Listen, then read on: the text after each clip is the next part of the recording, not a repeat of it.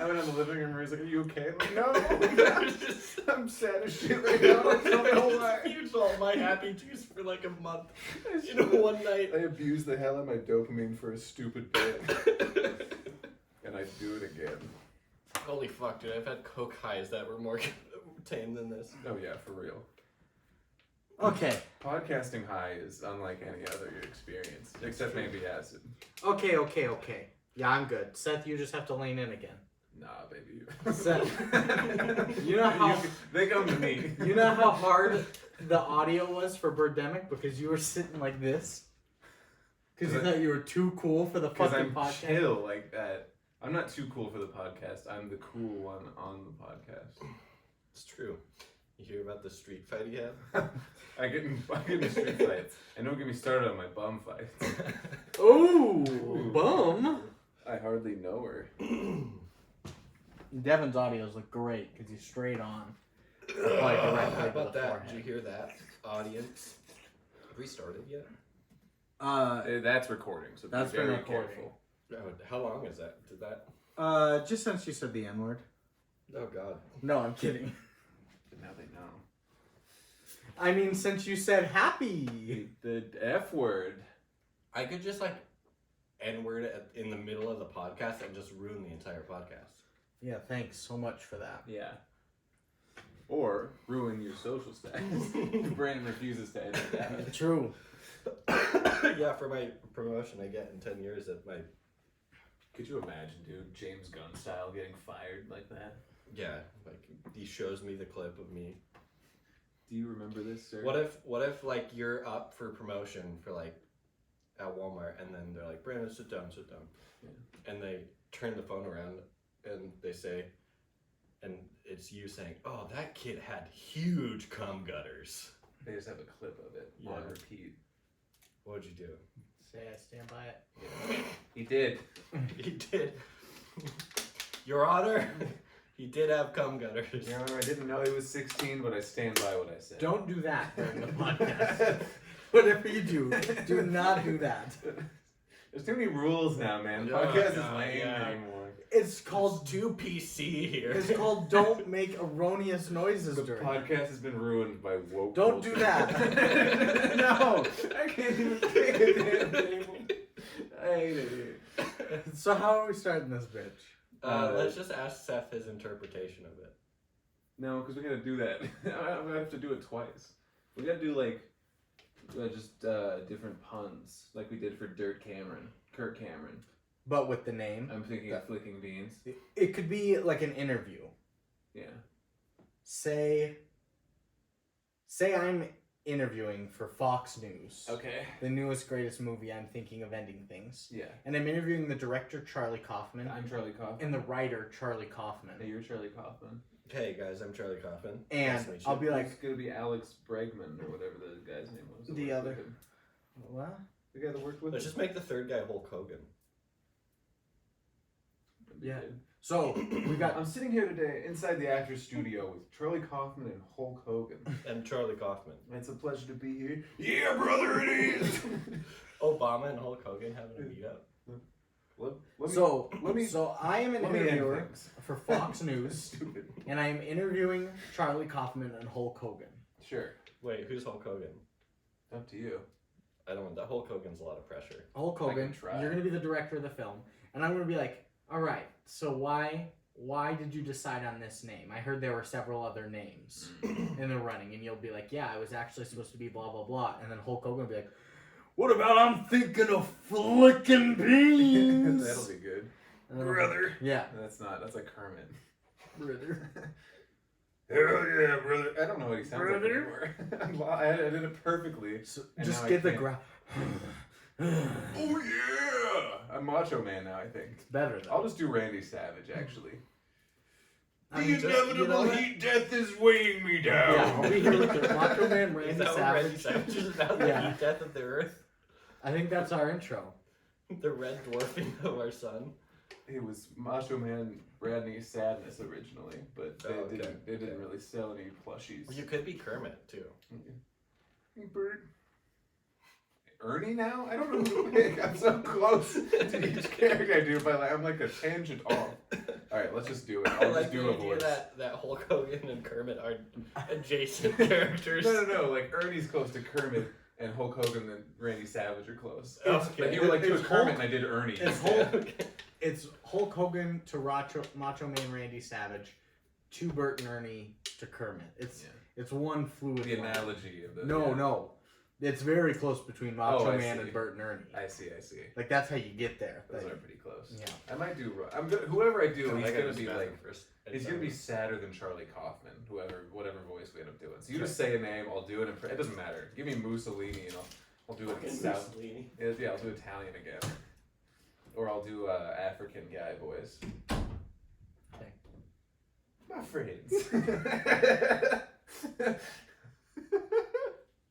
I am thinking of ending things.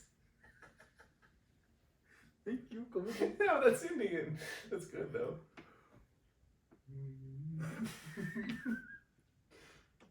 Thank you, come again. Can you check the score of Cowboys Eagles? Yeah, I got you. It was 14-14. Damn.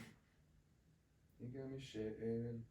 Pooping, shitting, pooping in love, in farted. 21-17 Philly. Why the Eagles? What do you mean? Why are they your favorite team? Just picked them when I was young. They were green. Jake Ferguson has 18 points. He's still playing. Why do I keep believing in Kyle Pitts? It's crazy. Today, the backup tight end for the Falcons had 5 receptions for 110 yards and 2 touchdowns. Like, what are they doing? They need to get him out of there. I can't believe Minnesota won. Who even started for them? Joshua Dobbs. No, he just got there, didn't he? He played. Did he really? He had They were 26. saying that he wasn't going to He start. had 26.2 fantasy points. Oops. Damn. I kept hearing all week, my coworker's a Vikings fan. He's like, no, they're saying he's not going to play because he needs to learn the playbook and everything. They're going to play that BYU rookie. No, they played Dobbs, and Damn. his alopecia ass got him the dub. Damn. Alopecia. Does he have alopecia? He's very bald, like all over. I know. We don't know for sure. But you'd think. Yeah, he doesn't have eyebrows.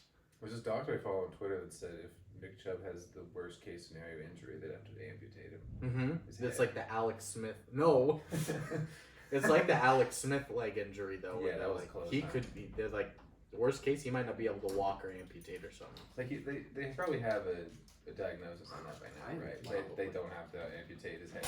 Yeah. I'm gonna be hungover for my drive tomorrow. Yeah, you'll be okay. Get yourself bullet water, whatever they're called. Body armor. Body IV or the IVs. Yeah. Oh yeah, you should drink it the night before, I guess. I have body armors in the garage if you want one before you go. They're good for ya. I like them. All right, are we ready? Yeah, let's do Okay, this. so what are we doing? Yeah, I remember. Wait 5 seconds, clap. We still doing that? We don't have to clap. We don't have to clap. But we need the We white do noise need- still. yeah. So I'm gonna For clap. the noise reduction? yeah, the noise gate. noise game. No, not the noise gate. I do use the noise gate every time. But you don't use the 5 seconds. Not for noise You use gate. the 5 Seth seconds just noise. loves noise gate. I love I noise started to teach him how to edit, and the whole time I think, do we do noise gate now? game. I like jittering about it. On the edge of my sheath. Edge of 17. All right, you guys ready? Yeah, I'm pulling my pants down for this episode. For the fans. Okay. Let's I'm wearing take my all our shirts off. favorite underwear. Shirtless. That'd be a good bit to do secretly, just every once in a while, just doing this for people on the YouTube watching. Like whenever you guys You're look wearing- at I'm it, Just wearing make my a different, favorite- different facial expression each time. yeah, I'm like excited. Wearing my favorite underwear. Whose dick is this? No underwear. No, my favorite underwear. My dick and balls and ass. All right, let's do this. No way. 1, 2. 1, 2, 3, No. 4. I know. No. Seth, do you think you could hit us with like a news intro kind of sound? No. Yeah, I got you. All right, 1, 2, 3, play.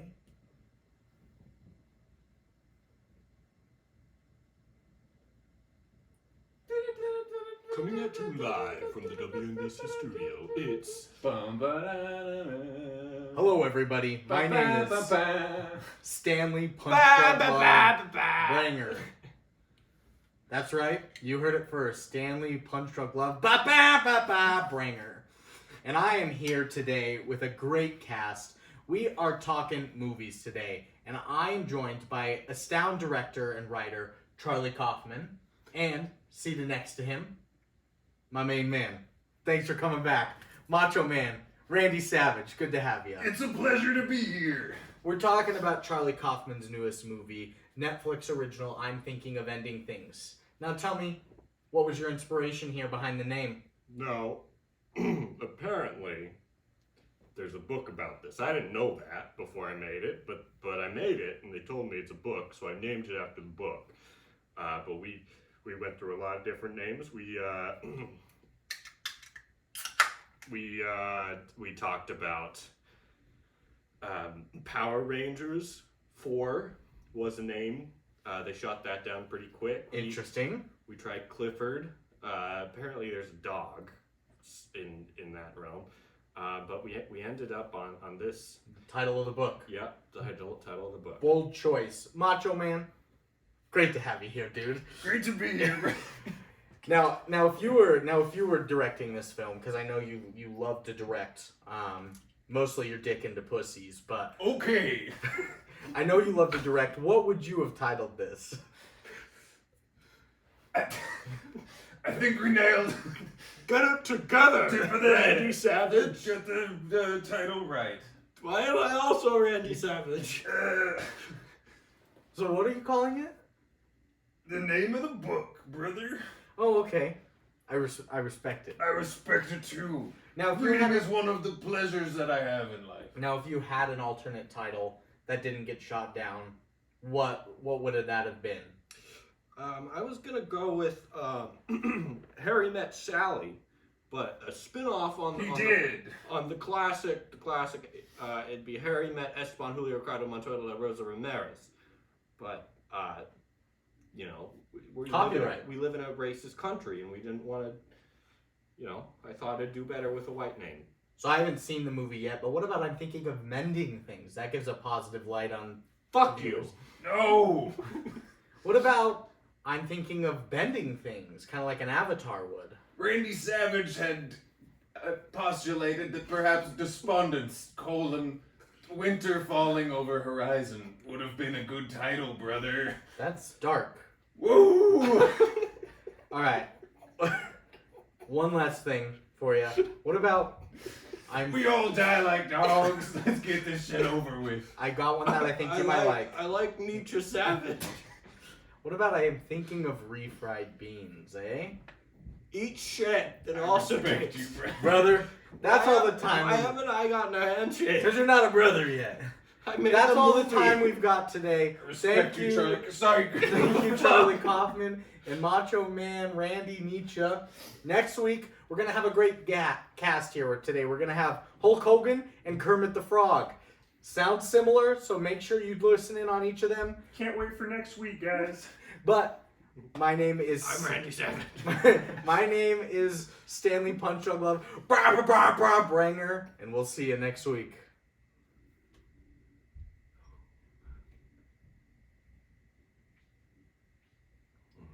We did it. I can't do Randy's. That We was- did I it thought I without could do Lukas. it. Guys, we did it without Lukas. What, an interview? Yeah. Impressions?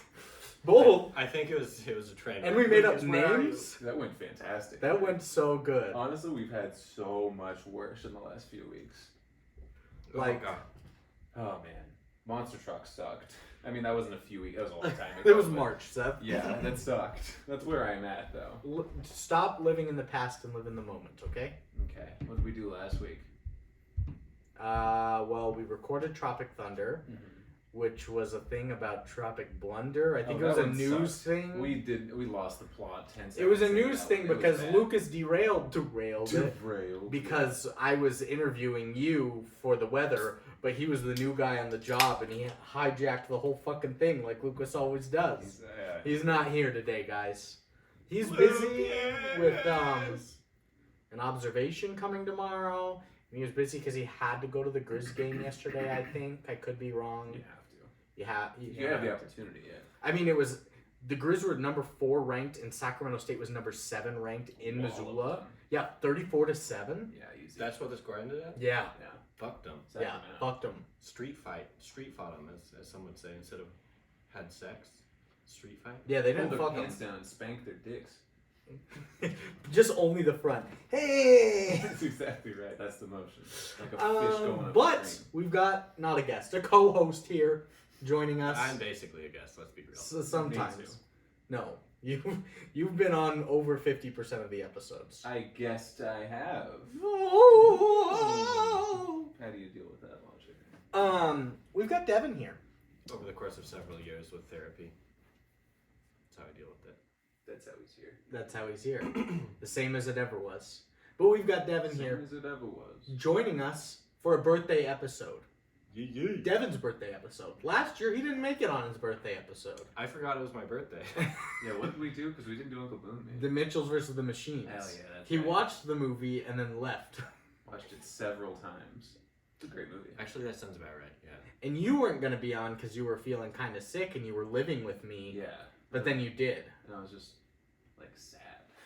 It's because you watched the Mitchells versus I'm the sorry. Machines. Woo! My boy. My man, actually. Yeah. It's his birthday. Yeah, it's my birthday. I'm Happy finally birthday. a man. His I'm birthday 16 is now. 9/11 backwards. That's true. That's how I've always remembered it because you told me that Mm-hmm. way back when.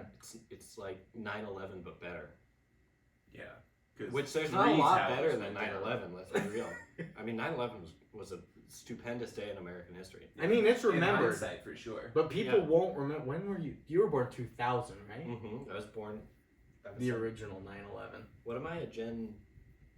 You're a Gen Z for sure. No, Gen Z's like the 14 to 16-year-olds now. I'm like a Gen X.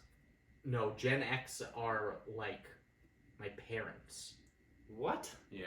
It's baby boomers, Gen X, millennials, Gen Z, Then what's after Gen Z? Generation Alpha. That's fucked up. Babies. So you're a Gen Z. I'm Gen We- Alpha. We're cuspers, I hardly know her. depending on where you make the cutoff. But Devon's birthday, he's here in Billings. He just happened to come down to visit Callie this weekend, but he's here, so he has to join us legally. It's true. Yeah, I signed a contract. So, what did you pick for us this week? Unfortunately, I picked one of the hardest to decipher movies in the world to decipher for you over no other medium than audio. Over Macho there. Man Randy Savage. That's good. I That's think good. I'm going You to should end have that. things, and that's No, also, that's not what it's called. I What? think I'm gonna kill myself is the name of the I'm movie. thinking of ending things. Or I'm thinking of ending things. Yes. Whatever. I And don't- the reason you picked it? I watched it when I was really fucking sad, and I was like, "This is the highest tier This is peak. of intellectual commentary." And then now I'm not as depressed. I'm like, "This is a pile of shit that you have to like dig through to get a sapphire." Did you get a sapphire? No, I got one of those. You got tin. I got one of those starfish that grow when you throw it in the water, though. Oh hell yeah! Did Seth and I ever tell you about this prank we did on our roommate Hunter? This is the greatest prank of all time. No. So what we did was we went to the dollar store, and you know, like those little like they're like pills, but then you put them in water and they expand into like little sponges and things. Yeah. We bought 5 20-packs of little pill dinosaurs, and while he was showering, we went in and dumped them all into the shower so that they would all expand into dinosaurs while he was showering. It was really funny because he's getting in the shower and we're like, Hunter, don't lock the door. And he's like, why would I lock the door? And they're like, we're winking at him, like, both of us simultaneously. And we're just like, trust us, you know? He's like, okay. So we come in there, he's like, who is that? Who goes there? He's pretending to fall for it. And we start dumping things, he's like, no! He's like, But then- "Oh And God!" he's like, wait, nothing's happening. It's take forever for the, But, yeah, the then- gel to melt off of it. then So a he's just minute- like sitting there waiting for it. He's like, it got really gooey in Yeah, there. then It after was- a while- the after- prank was nothing. After a while, he's like, "Wait, what the fuck are these? They're just really sticky in here now." It just feels gross. Yeah, greatest prank of my life. No, that sounds like he nailed it. Yeah. He definitely didn't think you guys were gonna jack him off. No. He's oh no. Actually, no. The best prank we ever did pull was on Hunter. We had one of the fire alarms, Oh my and the God. battery was going out on it. And so when the Oh. fire alarm's battery is low, it's gonna beep at you like, you know, every couple. No, just one little Yeah. every couple Oh yeah, minutes. that's right. He had a So- hole in his box spring. No, we cut a hole in his box. No, it was there already. Oh. Unless well, Connor cut the hole. I thought think it was Connor cut the hole. We cut a hole in his box spring, and we put it inside his mattress, basically. So he's sleeping, and go off, and who the fuck? Yeah, it didn't take him long to, because he was on a trip. That's why we had the time to do it. Yeah. He was on a trip for I mean, theater. we would've- So he comes back like an hour. He's been home, and he's like, "Where is it?" He couldn't find it, but he knew what we'd done. I mean, We fucked with that guy so hard. We all got fucked with pretty heavily, honestly. Yeah. Maybe you the most, actually. probably. Yeah. But I'm thinking of ending things. I've got some questions for you guys. I have to go. First question. Alright, see you soon. First question. This is just my workshop now to see if my bits work. Yeah, no, it's your proving grounds. First question. Do you like ending things? No. No, Because you're happier now. yeah. I'm on the maximum prescription dosage of my medicine. I feel great. Yeah, they've got me on a pound of lithium. My God. They My actually word. they're making me snort my medicines because it's They said it'll feel metabolized cool. faster. Yeah. The doctor's like, it won't ingest it any faster, but it'll feel Yeah, sick as I shit. feel great snorting. Hey, Doc, 1,000 milligrams I'm really of sad, but I Here's also a want to be. fake $100 bill I've printed out for you to snort your drugs. I feel like Scarface. Hey, Doc, I'm really sad in the winter months, but also I want to be chill AF. You got something for me? Snortable Sarah. Say hello to my little friend, Coke. Oh. Crack Rock. Crack rock. I know they keep it in the back of doctors' offices for the really cool Yeah. patients. If you wear the right outfit, they prescribe you crack. Yeah. Not crack. Fingerless gloves and They're- holes in a leather They jacket. prescribe Yeah. crack rock. Sweatpants that don't fit your shopping cart. Those hoodies where if you could like put your thumb through the hole and have like little mittens. Yeah. The Just like a hoodies- scene kid. The hoodies where the Pink the- neon striped long sleeve tattered t-shirt. but over also it. the strings are the earbuds that you can put in your ears. You know what? Fuck it. Pink Let's heels just take the with lead. ribbons. Furries. Furry suits. Furries. That's how you get crack rock. That is the doctor you have to visit to get a crack rock. Is a furry. No, doctor. you're the furry. Oh. And the doctor's like, I didn't know you were chill like that. here's a gram of crack. Here's a gram of dust, brother. Other Crazy. other questions for you Tries guys. to dap you up, but the fucking Yeah, you paw can't, is there's no too- thumb on it. Yeah. Like, sorry, I'm anatomically correct. It's like you should see me pull these pants out. What's the next question? My penis is inside me. Yeah, and it's red as shit. You do not want to ask how I accomplished this. I'm dressed up as a duck, dude. It shoots out. It's a I got a corkscrew. blank loaded in my crotch. My next question is: do you guys like Preloaded Tulsi comment Town by ice cream? I don't know what that is. I'm sorry, I'm too stuck Tulsi up Town on- ice cream. So I'm thinking Okay. about duck penises. Yeah, do you know about duck penises? They're corkscrewed. Yeah, and did you know that duck vaginas are anti-corkscrewed because ducks don't want to have sex, but they shoot out with such velocity they just kind of fucking. Wait, a I'm lot sorry. of lot of female ducks die. Did they when they evolve breed. the corkscrew penis because they wanted to have sex so badly? No, the ducks evolved the counter corkscrew vagina because they didn't Oh. want to die. It's not okay. That's so cool. But they just shoot it. It's like literally like a gun. And then it's like their mating is basically instant. Huh. But yeah, a lot of females just die from it. There's gotta be some great sex though in the meantime. Imagine literally exploding and you come when you come. Imagine shooting a gun into your pussy. That's kind of what ducks do. Do you guys like? I don't know what Tulsi Town is. Do you like It's their the ice cream? No, I know, but I don't know if it's a real thing. Just or not. answer yes. or Is no. it real? I don't know. Then no. Okay.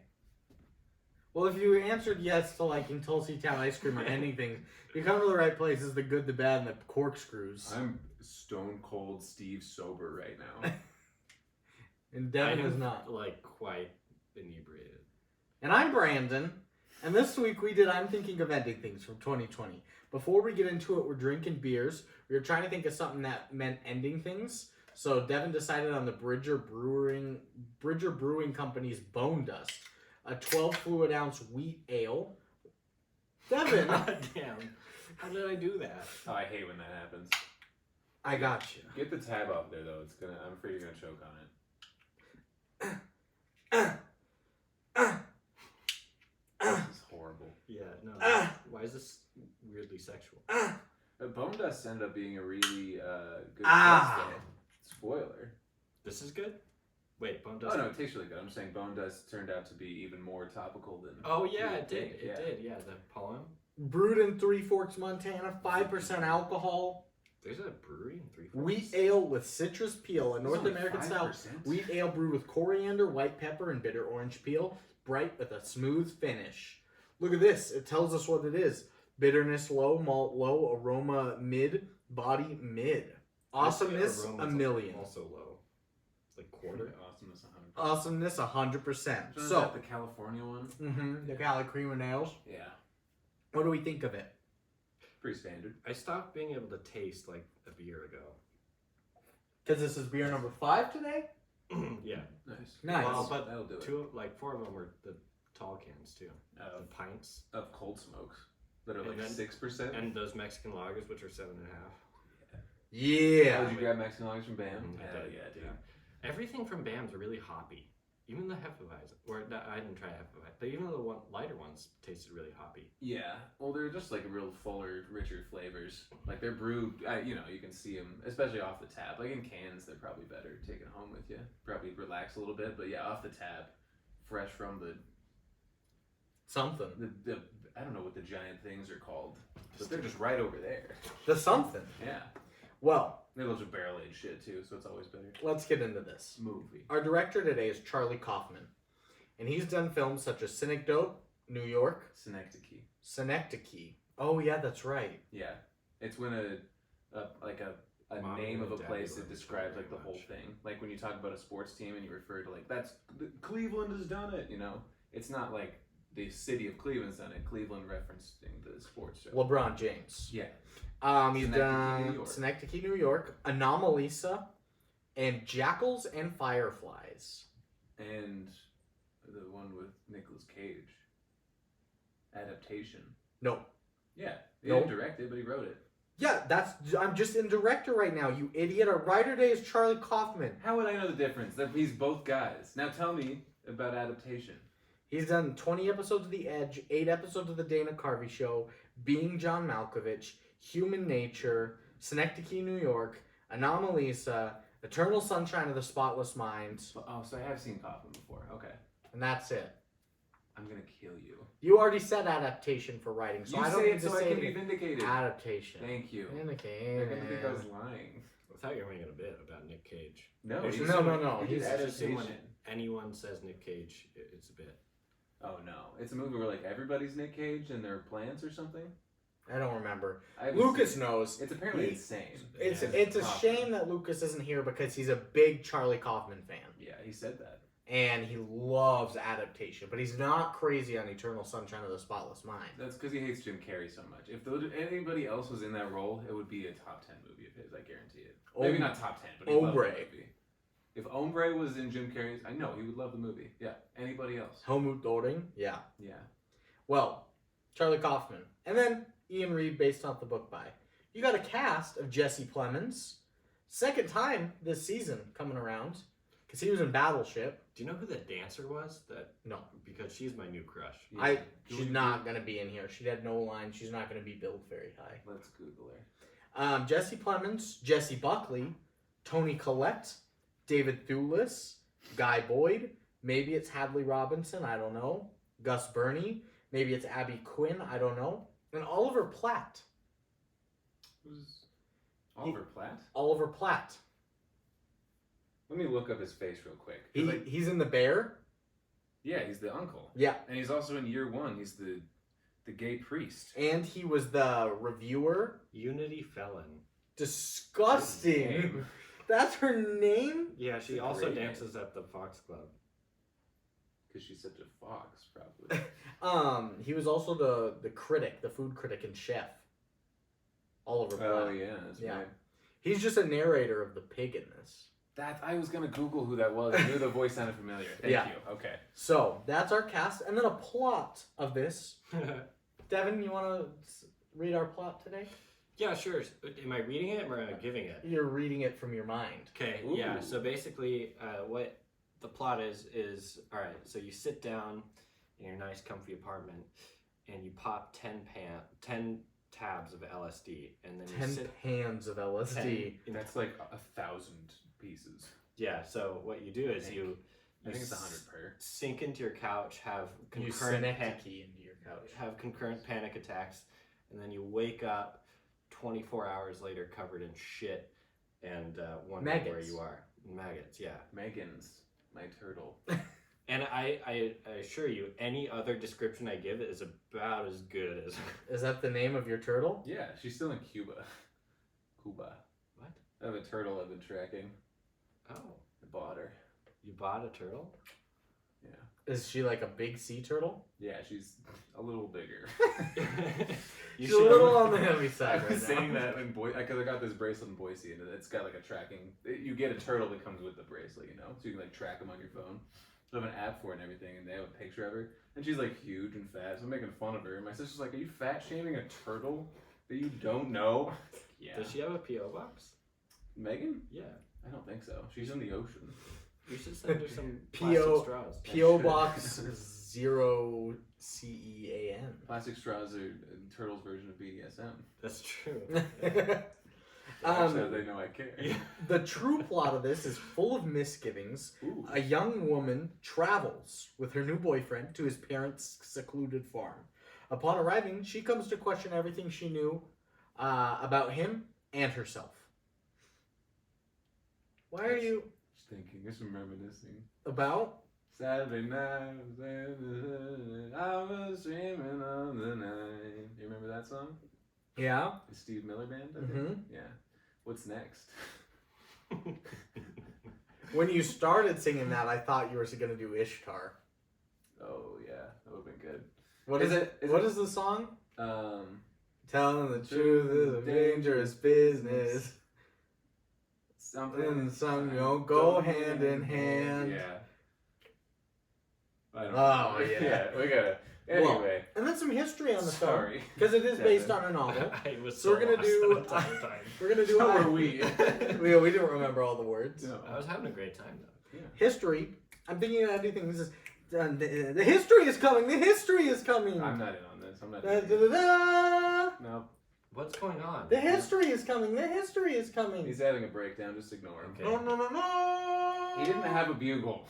I don't think, dude. Who is that? Who's the British is coming guy? Paul Revere. John Hancock. You just said that because I had cock in it, didn't you? What about John Hamm's cock? It's so big. Yeah, you would know. Devon would probably think it's a small penis. Brandon's got a list of top 10 celebrity penises. What is with that? I didn't say it was small. I said it was average. Like it was. At least it wasn't big. You've Tommy got a whole Lee- fan club for your dick now, just so you know. Tommy Lee has a 9-inch dick. That's not average. In the video, it looked less than mine. Yeah. 9 inches looks like 4 on the camera. You know how fisheye lenses are. Camera puts on 10 pounds, but it takes off 10 inches. It looked bad. I don't know. I wasn't focused on his penis. What were you focused on in the Pam and Tommy sex tape? The beautiful view. The size of the boat, yeah. The lake. Yeah. Where? I was trying to appraise the. Dun, dun, dun, dun. This is why it takes us 45 minutes. to The get to history the is movie. coming. The history is coming. Have we ever thought about just not doing the movie? Yeah, all the time. Oh yeah, for sure. I want us to. Brandon's been like, why don't we do like a bad version of this podcast? No, that's you. No. You recommended it, and then Luke and I are both like, yeah, that's what it is. Or maybe I did recommend it. You guys said that. But Yeah, you recommended it. Like that's what this podcast is the bad version already. yeah, the good, the bad, the movies. But we'll just do the bad. Sort of a spin-off. So, podcast. It's like Now in, that- in the intro, instead of the good, the bad, the movies, the bad, the bad, and the bad, And the worst. They're going for a walk, Brandon. Marina and Callie? I assume she's taking Callie. Okay. I hope so. Her and the dogs. Yeah. Callie's asleep upstairs. We're probably just loud So, as hell. the history is coming. It's here. Let's talk about the history. It's a 2020 American surrealist psychological thriller film. An adaptation. Yeah, I agree with Big everything Bird? except thriller. It's kind of a thriller. Kind I was of a scared thriller, yeah. sometimes. Your legs were shaking the whole time. You were very anxious. No, that's just ADHD. I don't have a. That's just fucking. That's just a symptom of being a cool That's dude. just a symptom of a down. Symptom of being a furry. Symptom of a down. That's Um, It is an adaptation of the 2016 novel of the same name by Ian Reid, I think. Ian. That's what I was going to say. I-A-I-N. Stupid. Andy Reid. It was announced in January 2018 that Charlie Kaufman was adapting the novel for Netflix, as well as directing it. The novel was selected by the National Public Radio as one of the best books of 2016. Was a finalist in the 2016 Shirley Jackson Award, and appeared on the 2017 Ottawa Independent Writers Frank Hagee Award for Emerging Authors long list. Let's fucking go. Reid told interviewers it took him about 3 years to write the book, although ideas for the story had been with him for far longer. He drew on his experiences of growing up on a farm in remote Ontario, as traveling Canadian country roads in total darkness. Reid said that he left the novel's ending open to interpretation, and that while he has his own explanation about what the ending means, other interpretations are totally valid. You were mad at me, just so you know. Yeah, you were you're yelling wrong. at me for disagreeing with you. He added that he appreciates books that put some of the onus onto me to decipher the complete story. After Reid had finished the novel, he had trouble finding someone who would publish it. He recalled, don't do that. He recalled, in quotes, just about everyone in Canada rejected it until Simon & Schuster made a modest offer. Simon & Schuster is the biggest book publisher in the U.S. Simon & Schuster publishes all of Stephen King's books. Who? Is that true? Yeah. Who? Damn. Stephen King. Doesn't ring a bell. Yeah, fuck you. Stefan King. Yeah. Yeah. He's an idiot. You can coax him into being wrong. Stefan King. Take him on a leash to a parallel universe. Stefan King? The book went on to be listed as on the New York Times bestseller list, was translated in over 20 languages, and then was made into this film. Woo! That hurts my burn. You burn yourself? Yeah, I got like 9 burns, dude. I'm a cook. Did you burn yourself on making me my burrito? I don't think so. Thank God. Yeah. Don't peel it if you still got more to drink. That's how you spill things. That's how we get ants. Do you want ants? It does give you cool scars. The ladies love these. Oh, dude, look at my hands. Oh, girl. Well, my hands are actually pretty good right now. But I work with glass, dude. Oh, yeah, I can't imagine. So, there was one day in pharmacy school. You got some thick-ass thumbs, brother. Goddamn. It's so I can, this is my girl fingering thumb. And also Put it like a pussy popsicle. It does the same job as my penis because it's around the same length. That's good. Ooh. Average, as they say. Yeah, no, dude. You know who had the For thickest the listeners, thumbs? Devon's thumb is 9 inches. yeah, just like that one guy's. Tommy Chong. Yeah, No. it wasn't that big. Cheech Marin. You know who had the biggest thumbs? Thomas Sawatsky. Godzilla.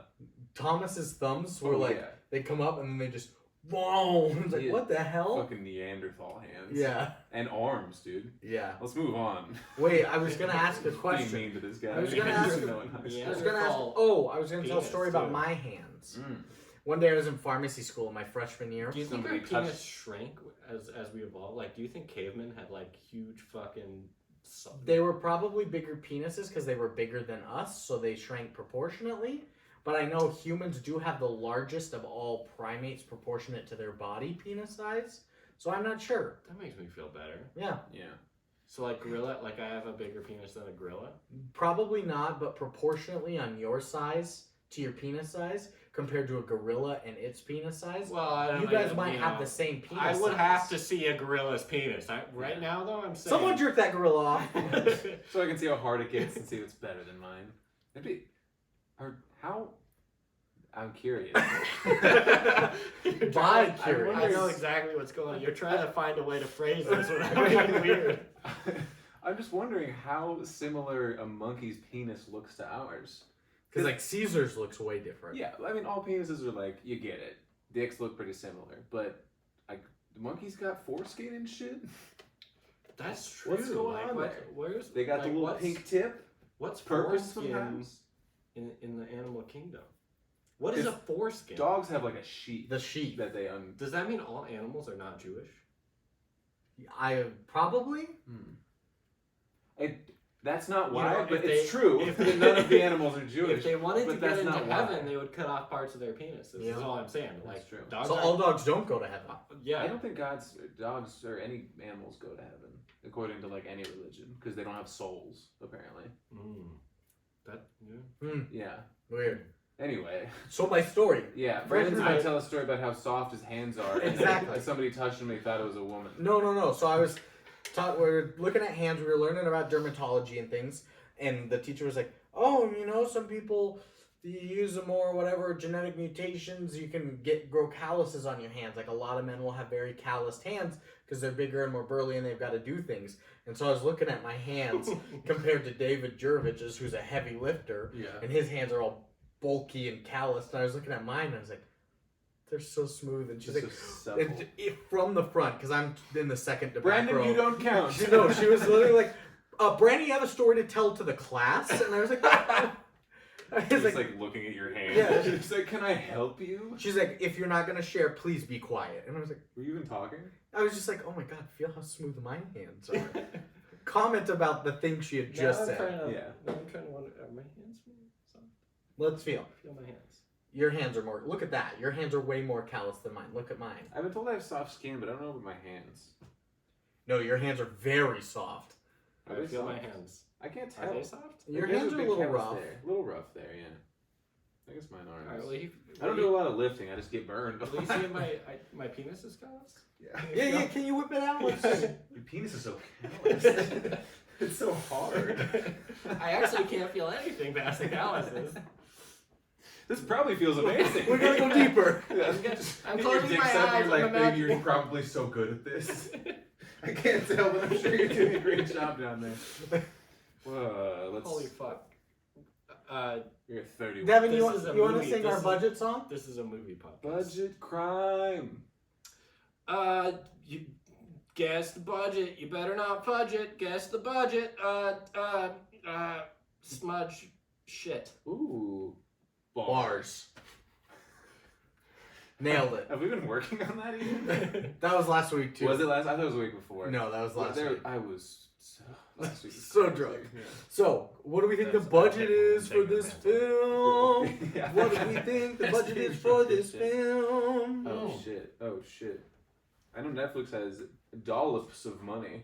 $75 million. $25 million. Hold on, let me do that better. $75 million. In the world. No snacks. Oh, he's getting a drink. Dear God. I don't know you. You always go for snacks. In a world where Brandon. And also just the fruit by the. No, fruit by the foot. He said you could have one fruit by the foot. No. He did. No, not this summer. Brandon takes No. Did you, podcaster Seth told me I could. I'm grabbing one. No, do not eat on the podcast. later. In No, a world where you did Brandon that didn't last see time. that sleight of hand. He doesn't know he's got another one in the back pocket. The other one was just misdirection. He's already had 9 stuffed in the back.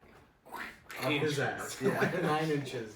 In a world. What do you think this movie costs? I said 25 mil. Oh, I don't have anything. But I bet 25 million is a lot closer than 75 million. Oh, just he's Think right about there, all the Brandon. Snow. That wasn't real. None of that was real snow. That's true. How much do you think that snow costs? 20, 30 million? No. They I'm had a to, fool. they had to go to Canada and ship snow all the way down to Texas to They- film this. I'm Because sure they don't they have high use- schools in Canada. I'm sure they used soap. No, they used snow from Canada. They used They used snow. asbestos. Oh yeah, that's no. true. So they did in Wizard of Oz or something back in the day. Yeah, vermiculite. That makes sense. It's true, Dan. I don't have a budget. It's a Netflix one. I wasn't able to find anything as far as box office or anything like that, so I'm sorry, guys. Looks like Brandon was the one that fudged it this week.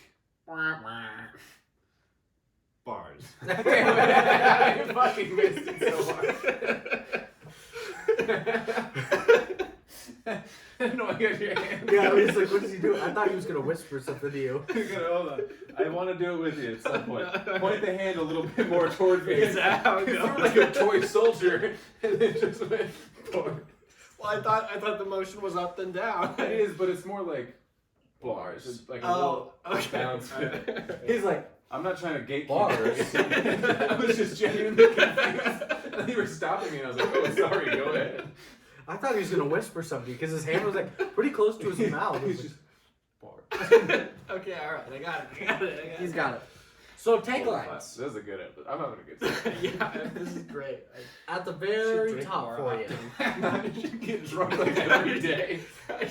I'm God, hilarious. I should wake up and do this. This would really set the day right. Right. What am I doing? Taglines at the very top. Taglines. There we go. He nailed it. Not applicable. Fine. Yeah, they were. What? I'm fine. It wasn't an accent. I just said funk. That's what happened when I said the N-word. It was just a Don't accumulation. let them know you said it. No, listeners, I have a confession to make. Nabisco. I was having, just a random culmination of vowels and consonants arrange themselves, and I had no power over it, and they just happened to. He was a vessel for a racist roast. And I led the charge. Yeah. Attack! The racism is coming. Oh God, yeah, you were General fucking Chow. Robert E. Lee. yeah, you were Lee, and I was one of your General- foot soldiers. General Sarah E. Lee. He just like makes bread. General Michael Sarah E. Lee. This is two. That's like three people put together. So you know Sarah Lee. Yes, the bread. Okay, I need you to make sure because you threw Michael Sarah Lee in there, seemingly for no reason. But I it- nailed the joke. It flows seamlessly. I did great. You sucked. What is the point of this? Let's take more drinks. Ooh, a drink break.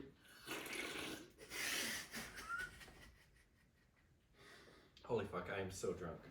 Why would you do that? I said this To prove that we were unhinged. What was the bar? What was the Bars. Also, what Brand does is he's very wide-eyed and he's leaning towards me. You can't mistake for anything. Bar. You're unstoppable. So what? I was too passive with it. I should have. I couldn't even react how fast you close the distance. So, taglines of our own. Oh, hold on. What was the Roger Ebert impression I was doing earlier? Blah blah blah. I'm DB Blah, blah, Cooper. I'm Blah, DB blah, blah. Cooper. I'm Saddam Hussein. I was trying to Brah, like. brah. Brah, brah. I was trying to do like the 30s fat guy walking around with a trumpet noise. Brah, Like, blah, blah, brah. blah. No, that's the. I'm fucking huge. That's the. No, No, but if they're like businessmen that are fast paced but still fat, they're just like. Blah, blah, blah, blah. You know, Like the note doesn't change, but the. Blah, blah, blah, blah, blah, blah. Yeah, it's like a little higher pitched, but I know what you're talking about as well. Mhm. Yeah. Yeah. That gives me like Eeyore vibes. But no, I'm totally wrong, aren't Yeah. Taglines of our own? Taglines of our own. I'm thinking of turning this movie off. Tagline to promote the movie is like, this sucks. No. Identity crisis. Ooh, yeah, that's good. Kind of a spoiler, maybe. I'm thinking of licking beans. Flicking beans. Licking. I'm thinking. I'm thinking of mimicking Gene. Ooh. That's good. Like somebody's DNA, or like, hey, kiddo, I like your fat ass pants. Or a No, just dude a- named Gene. dude. I'm thinking I'm of talking about Gene Wilder. Yeah, Gene, I'm gonna be racist. That's why I said the N-word. I was mimicking Gene. That's good. Was Gene Wilder racist? Probably. He's an old man. Everyone was. That's He was true. Old, It was white, like- and from the south. Yeah, it was the 20s. Was he from the South? Just let me have this. How about, I'm thinking of hysterectomies. Nice. Mm. I'm thinking of Robert E. Lee. Robert E., I think you should leave. I'm thinking of getting a vasectomy. Ooh, that's good. I'm thinking of blending things. Banana. Knives. What about like? I'm thinking. What about? You can't trust what's right in front of you. That was not funny. That's not so funny stupid. at all. What was That's that? stupid. That wasn't like an actual tagline. Yeah. Do you understand what podcast you're on? This is weird. It's been like an hour and we haven't talked. We've talked. I'm about thinking the of movie for 5 sucking minutes. titties. Oh, okay. But I'm thinking of blending things. I think that's the winner. I think so. Bananas. I actually think the winner might have been because we all reacted. I'm thinking of turning this off, but Yeah. Thinking of Xiao Dong Ming. Ooh, who's that? A little concubine. Yeah, we don't talk about Xiao Dong Ming. Okay. it's facts time. Doesn't that work? She's Haitian. Shout out Ming facts. I'm stealing your joke. It's happening. I stole that joke already. I need it. Charlie Faxman. I'll send you a clip later. Okay, thanks. What was the one I said during it?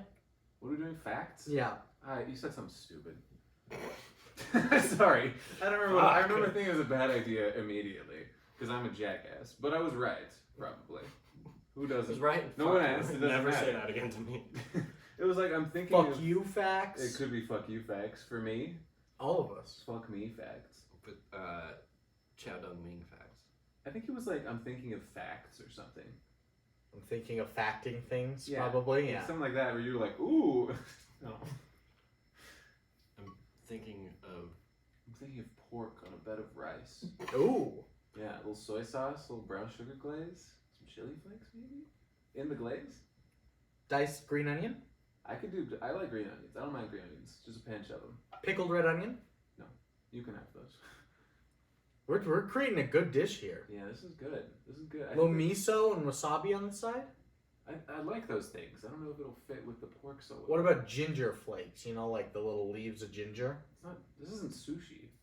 You're right. But ginger might be a good touch to the like a maple brown sugar glaze, green onions, Yeah. spice to it. I don't know the side dish though. I can't. We do want maybe a little bit of heat in there too. Maybe. That's in the glaze. Oh, okay. Yeah, there's like spicy glaze, spicy sweet glaze. spicy sweet glaze. Yeah, put like Hold on, what's the dish? I put was some like poblano peppers in there. So it's a fried pork over fried rice. fried pork. What? That's broad. Pork chop.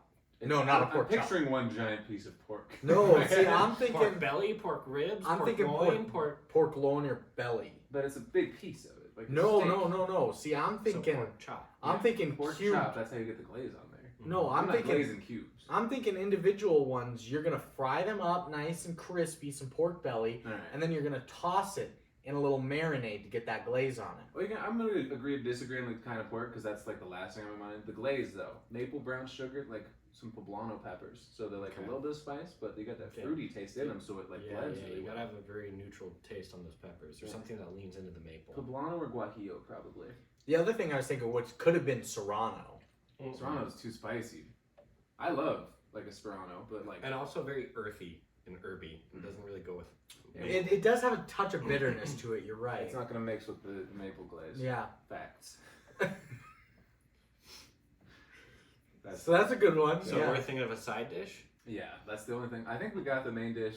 Really simple main dish, but Okay, it'll be good. It's on a bed of rice already. It's on the bed of rice. Why is this not? We gotta think simple, like corn.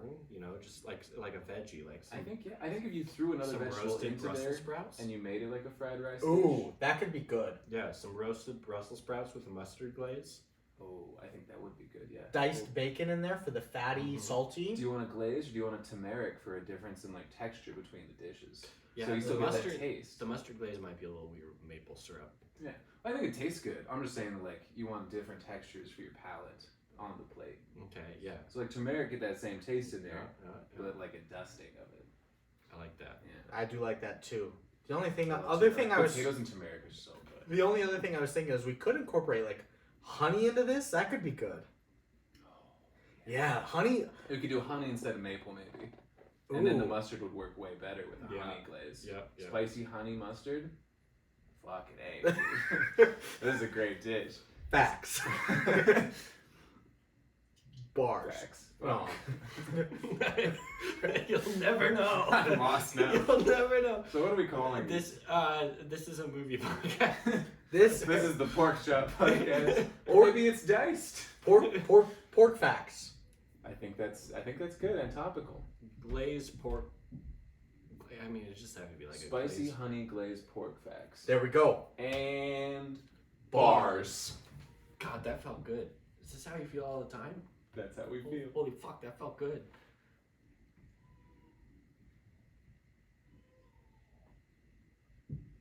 Bars. Yeah, it feels nice. Holy shit. Okay, it's facts time. I don't have a lot Gets for you better. guys. First one, according to director Charlie Kaufman, Netflix pushed back against the film's 1.37 to 1 aspect ratio because they were concerned that the viewers would think that there was something wrong with their TV. Wasn't there another movie we did that had the Where same it premise? changed mid-film. And so people It was Winnie the Pooh, Blood and Honey. Was it really? I think it was wide and then it just changed aspect ratio. We're like, what the fuck was that? No, I thought there was one that there was a fact that people thought there was something wrong with the TV. Or maybe it's an old TV show they did that. People Maybe. were like banging on their television sets. Maybe. And they were like, I thought something had happened. I But can't remember. On this big projector screen, you could tell that it was a square. It was not. It was very obvious because I don't think this is 16 by 9. I couldn't tell at all. I'm dumb. Are you serious? It was like I don't know how movies usually look. it was a quarter. It was a quarter slice in the middle of the projector screen. They look good. It's like watching on a giant phone. I had a good time. Yeah, I had Subway Surfers on there. Bottom half is Subway. I'm gonna go check on Callie real quick because I hear her crying. We're on fact number 2. All right. So back to the pork glaze.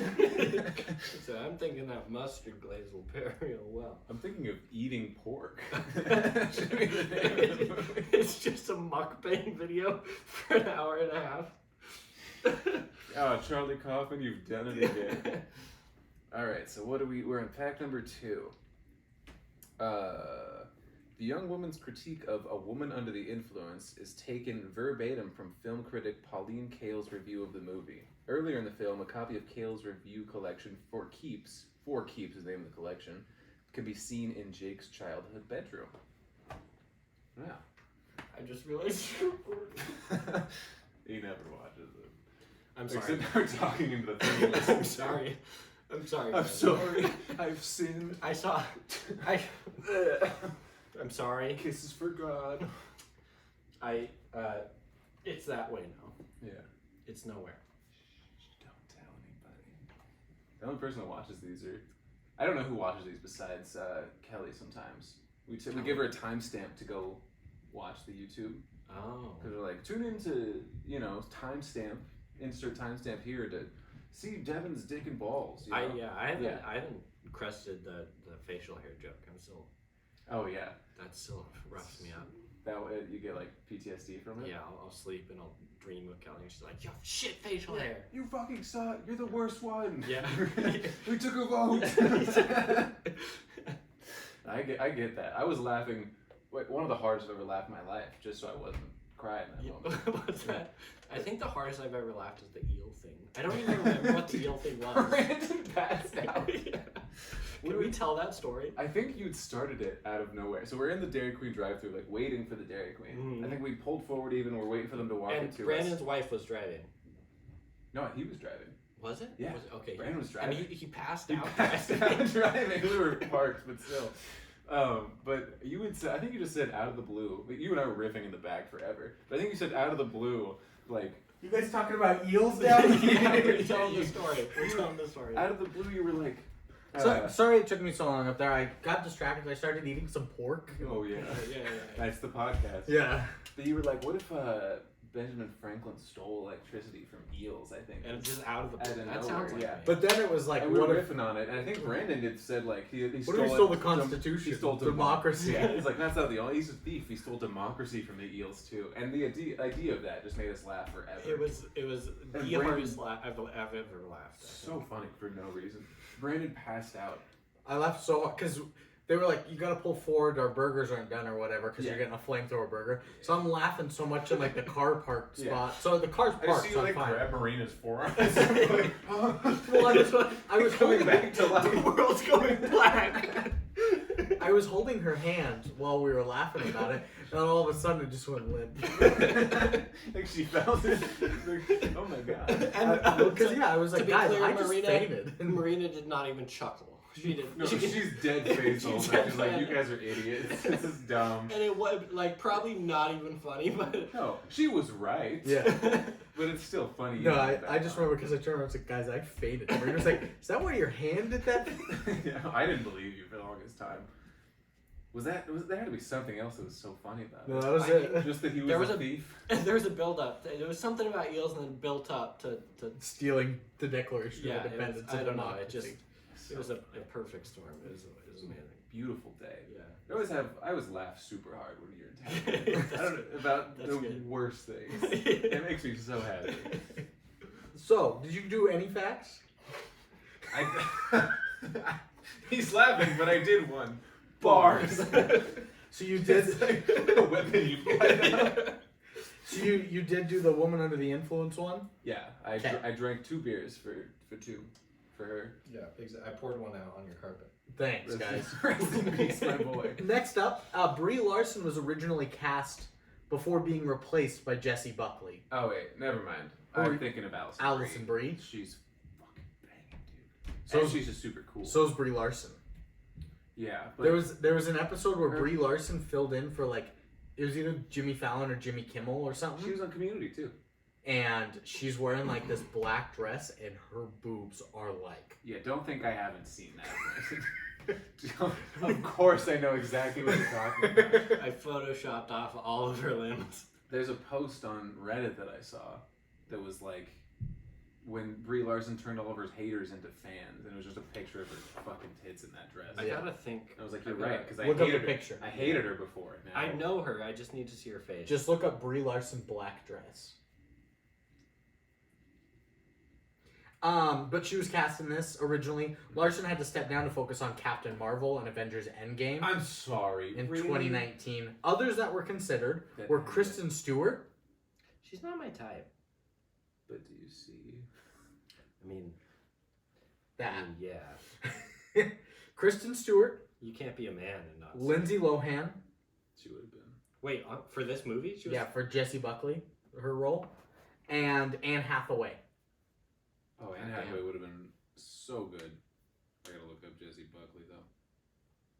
She's the main girl. Yeah, I gotta see her though. She's been in because she looks familiar the whole time. Oh, I thought you meant like I don't know what she looks like. Who?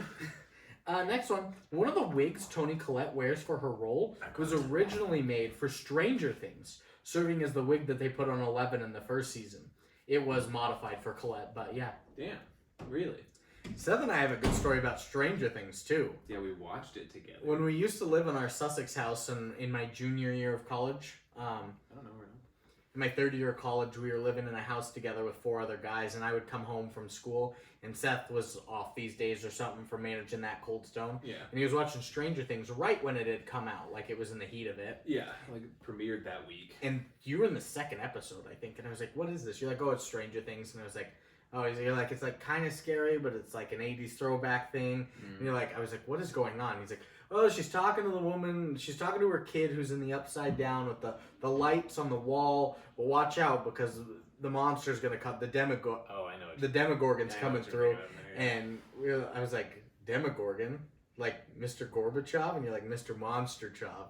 And it was right at that point when Oh, this is like the second to last episode or last episode then.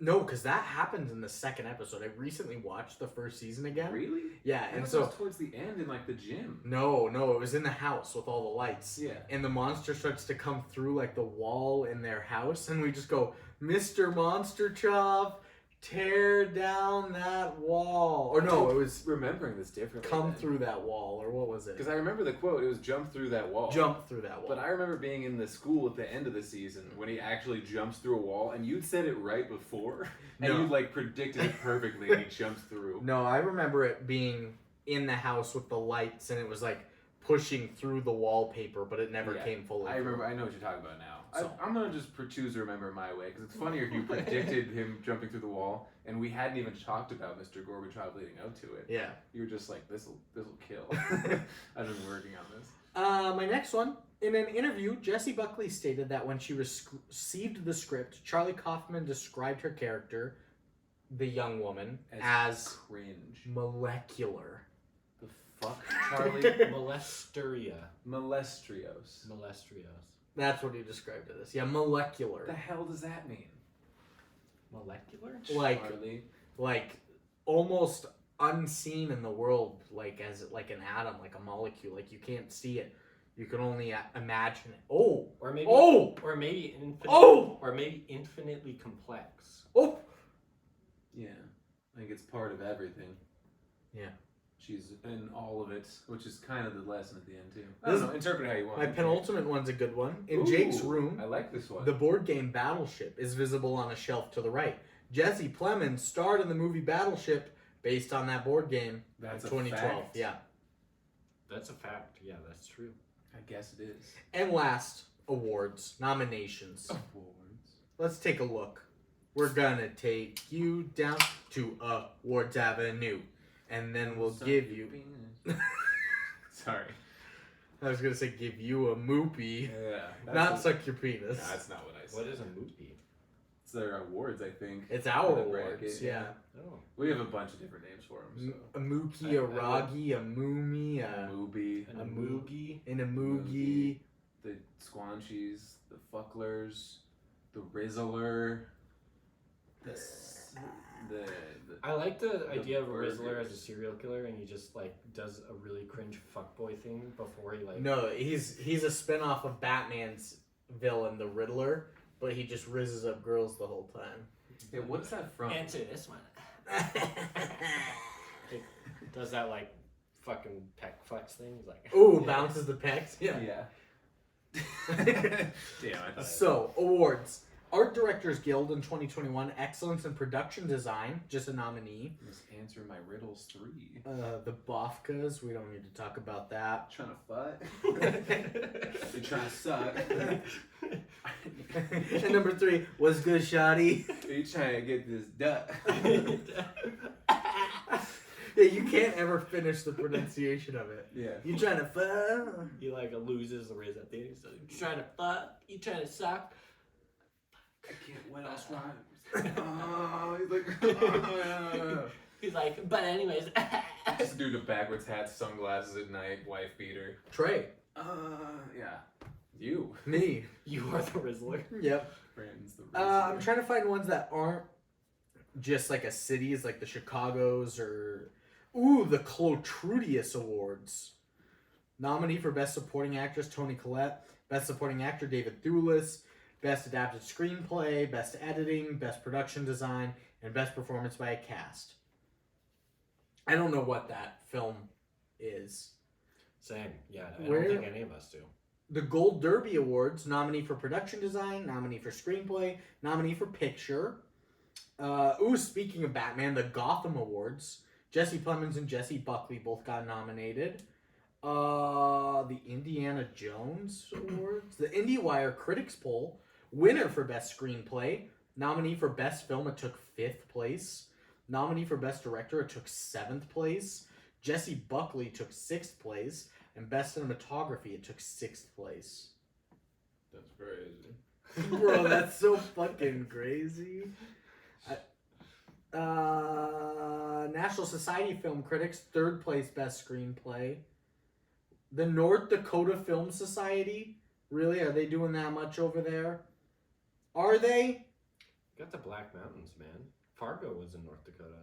I mean, yeah, but... That's basically it. It's mostly just a bunch of regional awards, so nothing super high, nothing crazy. I remember some people talked about it in 2021 Oscars of getting a little bit of buzz for a potential, like, sleeper pick of a nom, but it was never thought about winning, so... Racist. It's not racist. It's I just true, think the yeah. Academy in general is racist. Oh, it sure could be. Kind of regardless of this movie. You like Jews? You like Then it? you like the Oscars. Yeah, talk about that. I gotta. Speak on that. Cecilia, this is for you. Just Name drop. My mom? Name drop. Yeah. Yeah, Seth's Name mom. drop. Drop top. Is that where Smoke she got it. that Jeep? She just bought? So I just got a random text from someone I know. Love you, Cecilia.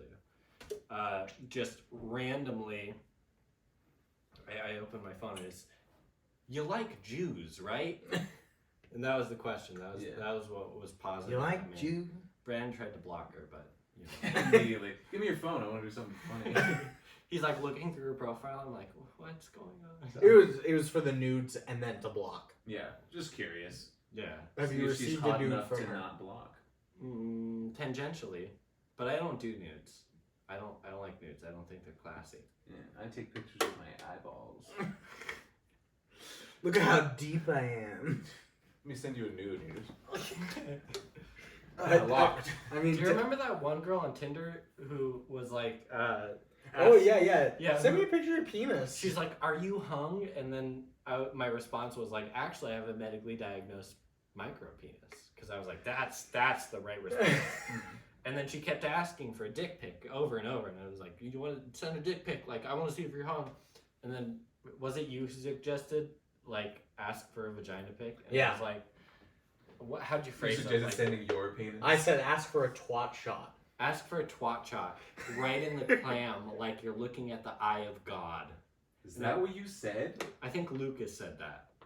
It does I sound said- more Lucas. I said The twat first shot. part sounds like you. The second one sounds like Lucas. But this was like directly in the clam, Directly? like you're looking in the eye of God. Yeah, and I said What that. a beautiful thing to say as a And then pervert. And then she blocked me on Snapchat. I said twat shot. Yes, Lucas said That's that. I just followed your instructions. men's rights, man. Hypocritical. Exactly. Yeah. Wow. I don't like sending. I'm gonna become a men's activist. I'm gonna go to bars and be like, "What's up, guys?" Men and white people. We don't get no respect. Listen, when I say white men activists, we're just going out and doing things together. Jogging, bowling, anything that's an activity, quote unquote. Yeah. It's not a social thing. We just need to get off our couches. Jogging, And bowling, but they do need to hitting be women. What is that? Hitting women. Hitting women. Screaming the N-word. Making rice-a-roni. Ooh. Mm, What about with a pork glaze? You know. Well, we don't. Au gratin. We're white men. We don't cook. That's right. Let's keep our heads on track here. I'm a good cook. But you're right. In this club, I don't. Hey! You know what I wish? What? I wish that For all you? three of us would have worked at Cold Stone at the same time together. Oh, that would have been Because good. I'm We the, might have died. I'm the bridge between it. Could you imagine if one night it was us three closing on a Saturday night, but when And we we're doing closed, the accent challenge. we do the accent challenge, but when we close, we just play darts the whole night? Yeah, I could imagine. We're that. about a dartboard and So- just put it up there. So and just- Brandon and I That's had awesome. this thing where we do an accent challenge, and we worked at Cold Stone, so we'd have a line out the door. Yeah. We'd go up, we'd be like, all right, each customer a different accent. And I was pretty good at accents. Brandon, however, Not fucking good. sucks like I at am. accents. So I do like a, what can I get you, ma'am? and then the next, he'd like, everyone would hear it, because Brandon's loud. He's and just he projects. projects his voice. And then the next, he'd be like, what can I get you, ma'am? And just like a Like a lower different, pitch with the same accent. yeah, different. My favorite one was when there was nobody in the store, and I was like, all right, I got this. Next one, I'm starting strong. The whole time this woman's coming in, I'm going to do Australian. She walks in the door, I just go, hello! It's so true. I was like, I got to take a minute. He So walks did you to say the that back. and leave? Oh god. Somebody else take care of it. Oh, what? We'll be right with you. There's been many times where Brandon and I will like be serving a customer, we'll do some dumb shit, and then we have to walk to the back room to fucking laugh and like compose ourselves. That's so funny. God. I was like, I got- He does the governor too, which is an That's not even what they say. Australian. They don't even do it in the UK, I don't think. Hello, governor. And then he just leaves. And I have to serve this woman. Dude, I wish I could walk into like a fast food place. Sorry about my Australian mate over The there. guy looks at me almost in tears, breaking his laugh. Hello, governor. And he walks to the back and it's like, this place is awesome. I would go to that Subway every day. Oh my god, yeah, no. Holy fuck. Let's get into the movie. We haven't even started the movie yet. Imagine Nicole Kidman Yeah, we're working an hour, in a 4 cold, minutes. working in a Christ. Cold Stone Working in a coal mine. with an Australian She's the accent. canary we send in to see if it's poisonous. I was just gonna have her have an We have her in- Australian accent, but No, that's no, just no. her. We have her in a cage again. As the canary in the coal mine. And we send her out in there, and if she dies, We know, poison. don't go in Don't there. go in there. Mhm. So we've got a whole vat full of kid. A whole vag full. Vag But the full. thing is we've sent her in. We think she dies. Yeah. She's actually mutated Yeah. in there in the coal mine. And She's she a has coal no monster legs. now. No, I'm keeping. Nicole Kidman. Oh shit! She's a coal monster. Yeah. You said that. What are you doing in this situation? What are you It's doing? Nicole Kidman covered in rocks. I'm She's gonna doing tell you- blackface, Yeah, obviously. obviously. And separate from the Cole thing. She's Yeah. just, she's just That's just a grossly, character choice. just grossly racist. I'm gonna tell you, Brandon. I'm still having sex with her in this situation. Okay. Yeah. There's not a lot of situations. Would, Your Honor. There's not a lot of situations where I wouldn't have sex with Nicole Kidman. Yeah. If she did 9/11, smash. If she didn't do 9/11, tougher, but still smash. Hey, I'm Nicole Kidman. I didn't. I did 9/11. I'm Australian. She's Australian, Hello, but she can't Governor. do an Australian accent. Hello, Governor Nicole Kidman here. I want to welcome you to a very special day at the movie. So we got 3 flights. Each one I put one of my special representatives in. So that's Would you like the cookie? Don't you want some? So they're trying to fly the plane, but they don't know how. Let's see where they land. Oh no! Your emergency exits. The towers. The 21st floor of Building A. Who could have seen this coming? Oh no! What have I done? It was all fun and games. What the fuck? I don't understand this bit. God is not smiling today. Oh boy. That's a bit. I don't Well, it's funny because Devon doesn't join us enough, so anytime we do the Nicole Kidman bit, it is a bit to him. Oh yeah, it's brand new. we put her in a 9/11 situation every week. We've been She's doing done this it like 6 times. We've been I doing just- this since May of 2022. I just, every week.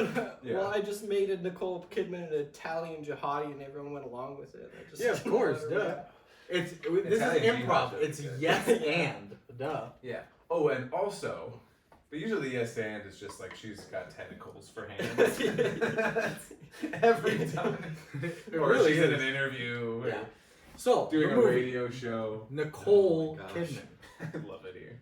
the coal mining monster Italian jihad terrorist Holy fuck. that works in Coldstone. That's the movie. The movie opens with a woman narrating about how she's thinking of ending things, how this idea came to be, when it came to be, and just the idea of how thoughts can come to be. She's visiting her boyfriend Jake's parents for the first time soon. Well, it's more about how thoughts are the only thing that's true about you. Because Sure. you can't fake a thought, but you can fake the things you say and do. Sure. That came later in the film. No, this is the very beginning of the Really? intro she's talking about, yeah. Oh, I thought that. She's visiting her boyfriend Jake's Come on, parents for the first time. They haven't been together long, but she's nervous. And the two drive in a snowstorm towards his home. It's about to get farmy, so he really pressures her to get a snack.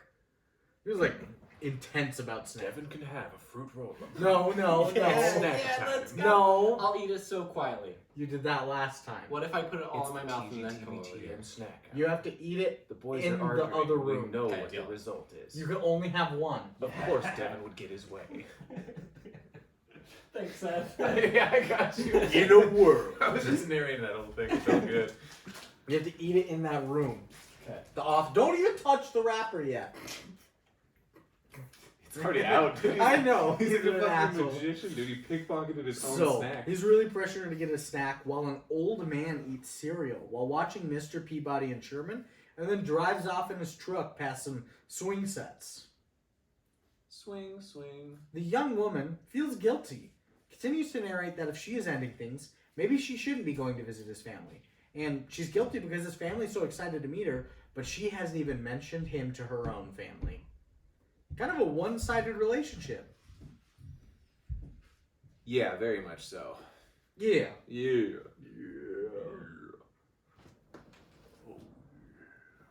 They like it low.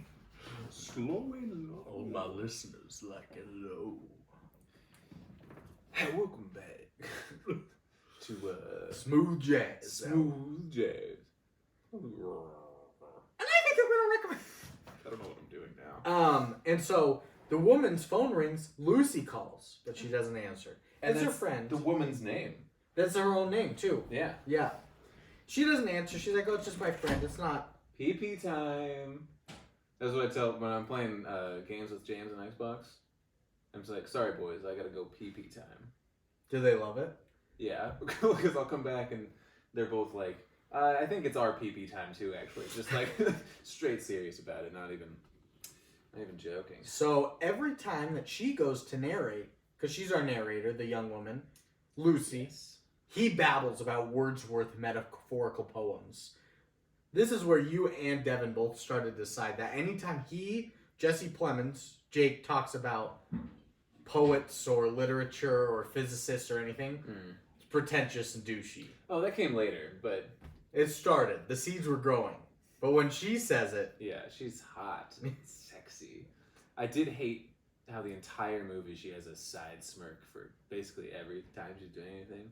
Like she's just talking out one side of her mouth like she had a stroke. hello! That's exactly.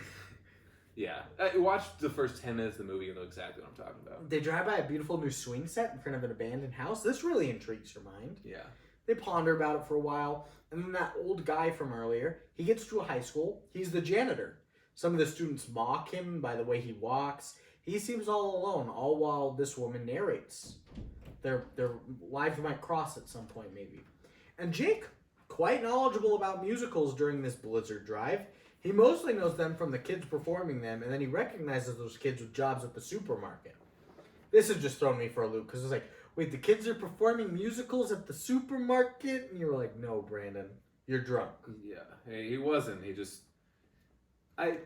fairly enough, he wasn't listening because you're also typing all the notes down and don't have time to look up at every subtitle. But, yeah, he was confused. I was a really big fan of these shots. I didn't hear you say good shot. You just heard me complain about the 180-degree rule. That's true. Bars. They were thinking anyone heard that. There were Or really saw that. good I saw it in the corner of my eye. No, I did too. Yeah. It Really took me a good while to shots in the respond to car. it. Did you guys notice how when they would juxtapose the camera position with the cinematography, how they would use, like, you got your windshield, right? And then you've got the part of the car before you get your side windows. Like the B pillars? Sure, is that what they're called? Like the pillars between the rear windows and the...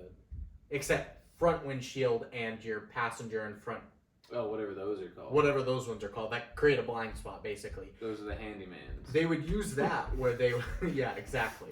Where they would use that as the center of the frame. So, like, say it's focused on Jesse Plemons as he's driving. Mm. He's on the left side of it, and the driver's side window is the right side of it, and that's the focal point. Instead of him and Jesse Buckley on the other side of him.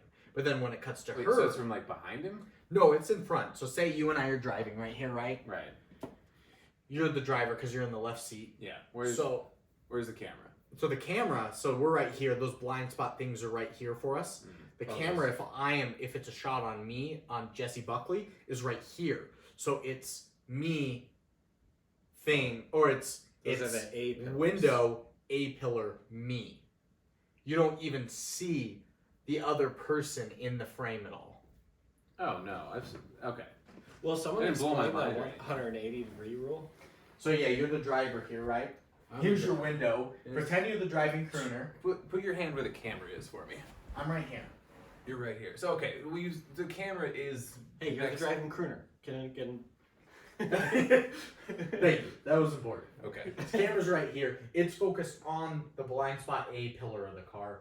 You're on the left side. Yeah. The driver's side window is right here. So you don't even see the interaction between driver and passenger. It's like almost like Jesse Plemons and Jesse Buckley, Jake and the young woman, aren't even connecting with each other.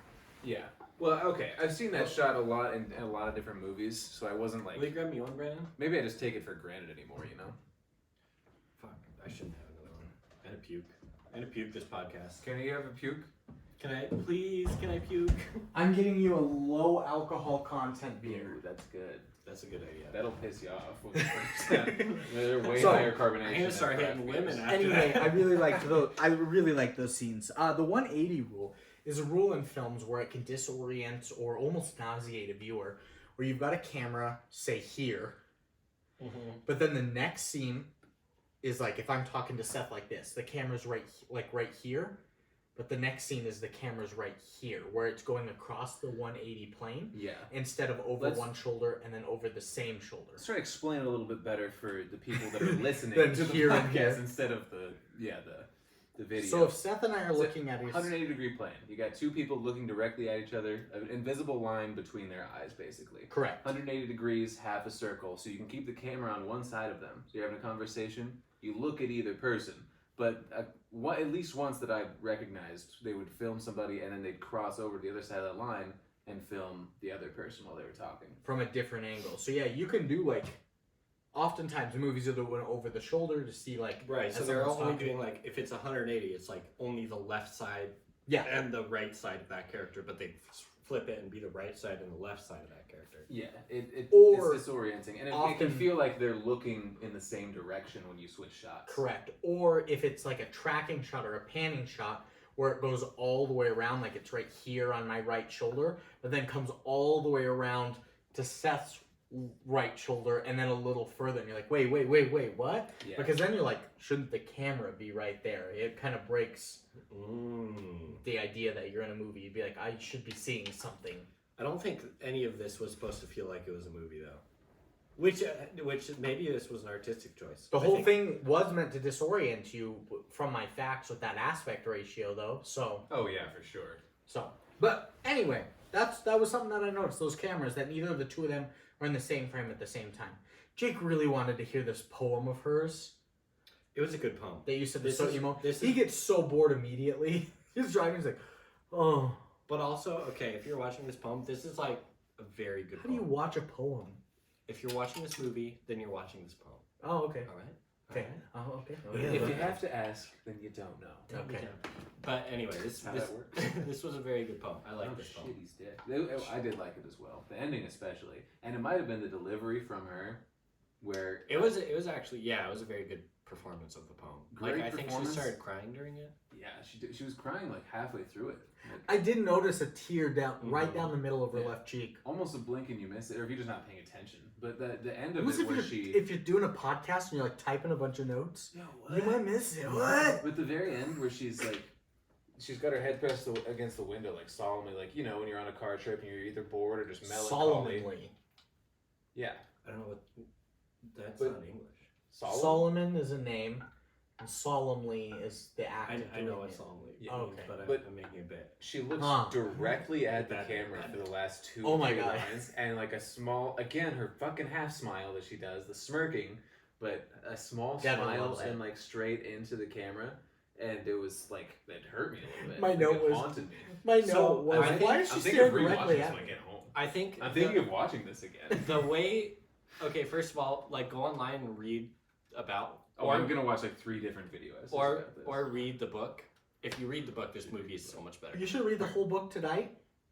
But if you do watch this, watch it when you're super depressed and in a dark room all alone. Then you'll be like, holy fuck, this is like the epitome of intellect and Yeah. Well, I haven't cried in a while. That might get me to cry. So are you telling me that I can't enjoy this movie the way you did? you're too mentally stable to enjoy this movie. Fuck! Yeah, we've had that conversation before, and not in a negative way. We're just like, I think you can still enjoy it as much, but I don't think you would feel it as much, I guess.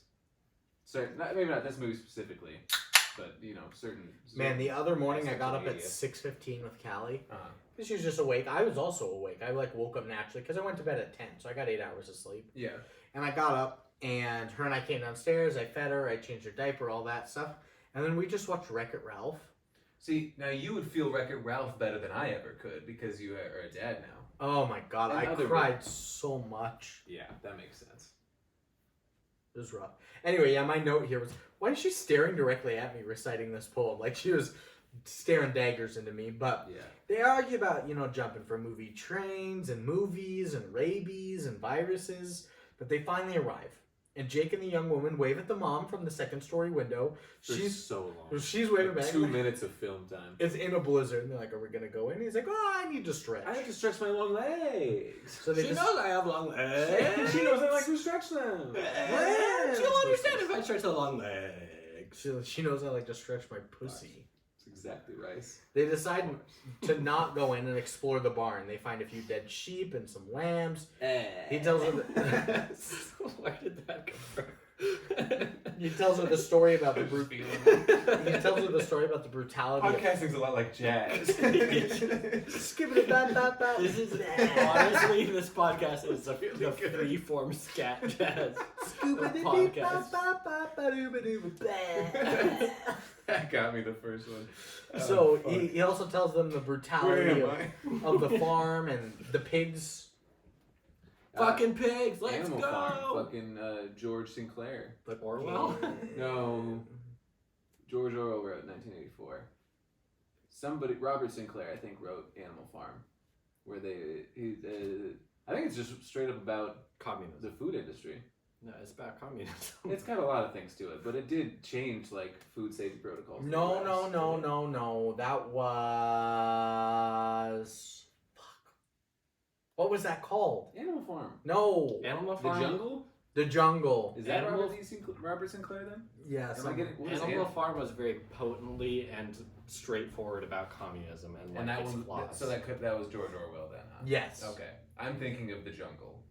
That changed food safety. Yeah. Okay, sorry, I'm a little. Dumb. No, they're fine. But the pigs, they had a couple pigs that were like Let's go!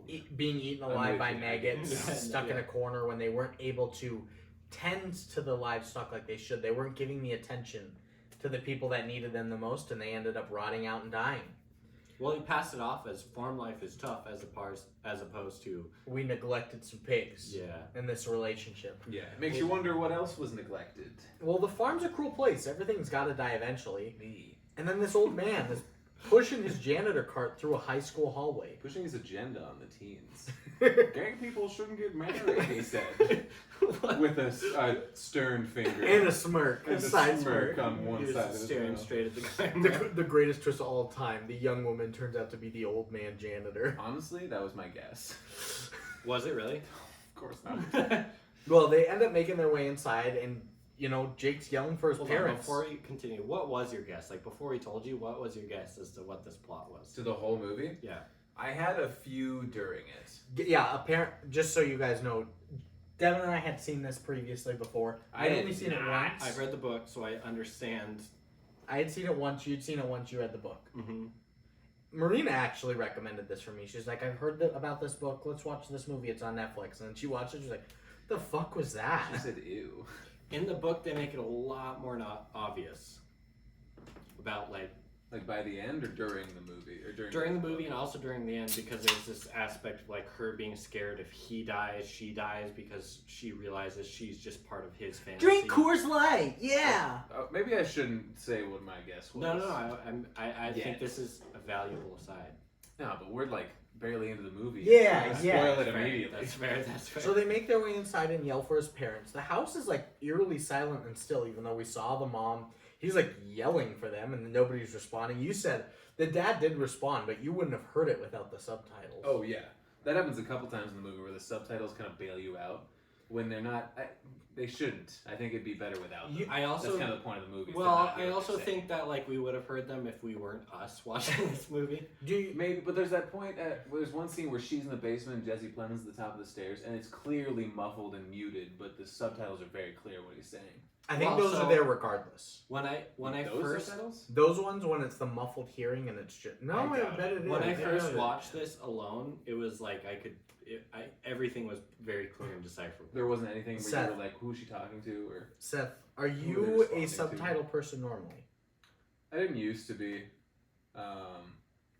I watch a lot of anime, so I'm always subtitles with that because I don't. It's just worse in English a lot of the Have time. you watched that new assassin anime where they go to that island and they're I think it's called Hell's Paradise. This is Ooh. Naruto. I haven't. That's what you're talking No, about. Naruto, I see. Yeah. Do I you haven't know heard of this one. Vinland Saga?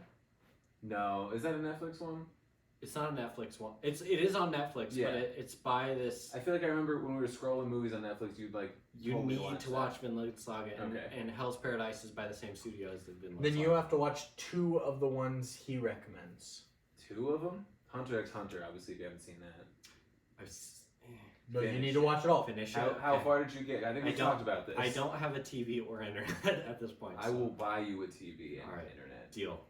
If Just so you you can watch. if this. you buy me a TV and internet, I I feel will. like you'd be obligated. Yeah, I will watch all of it.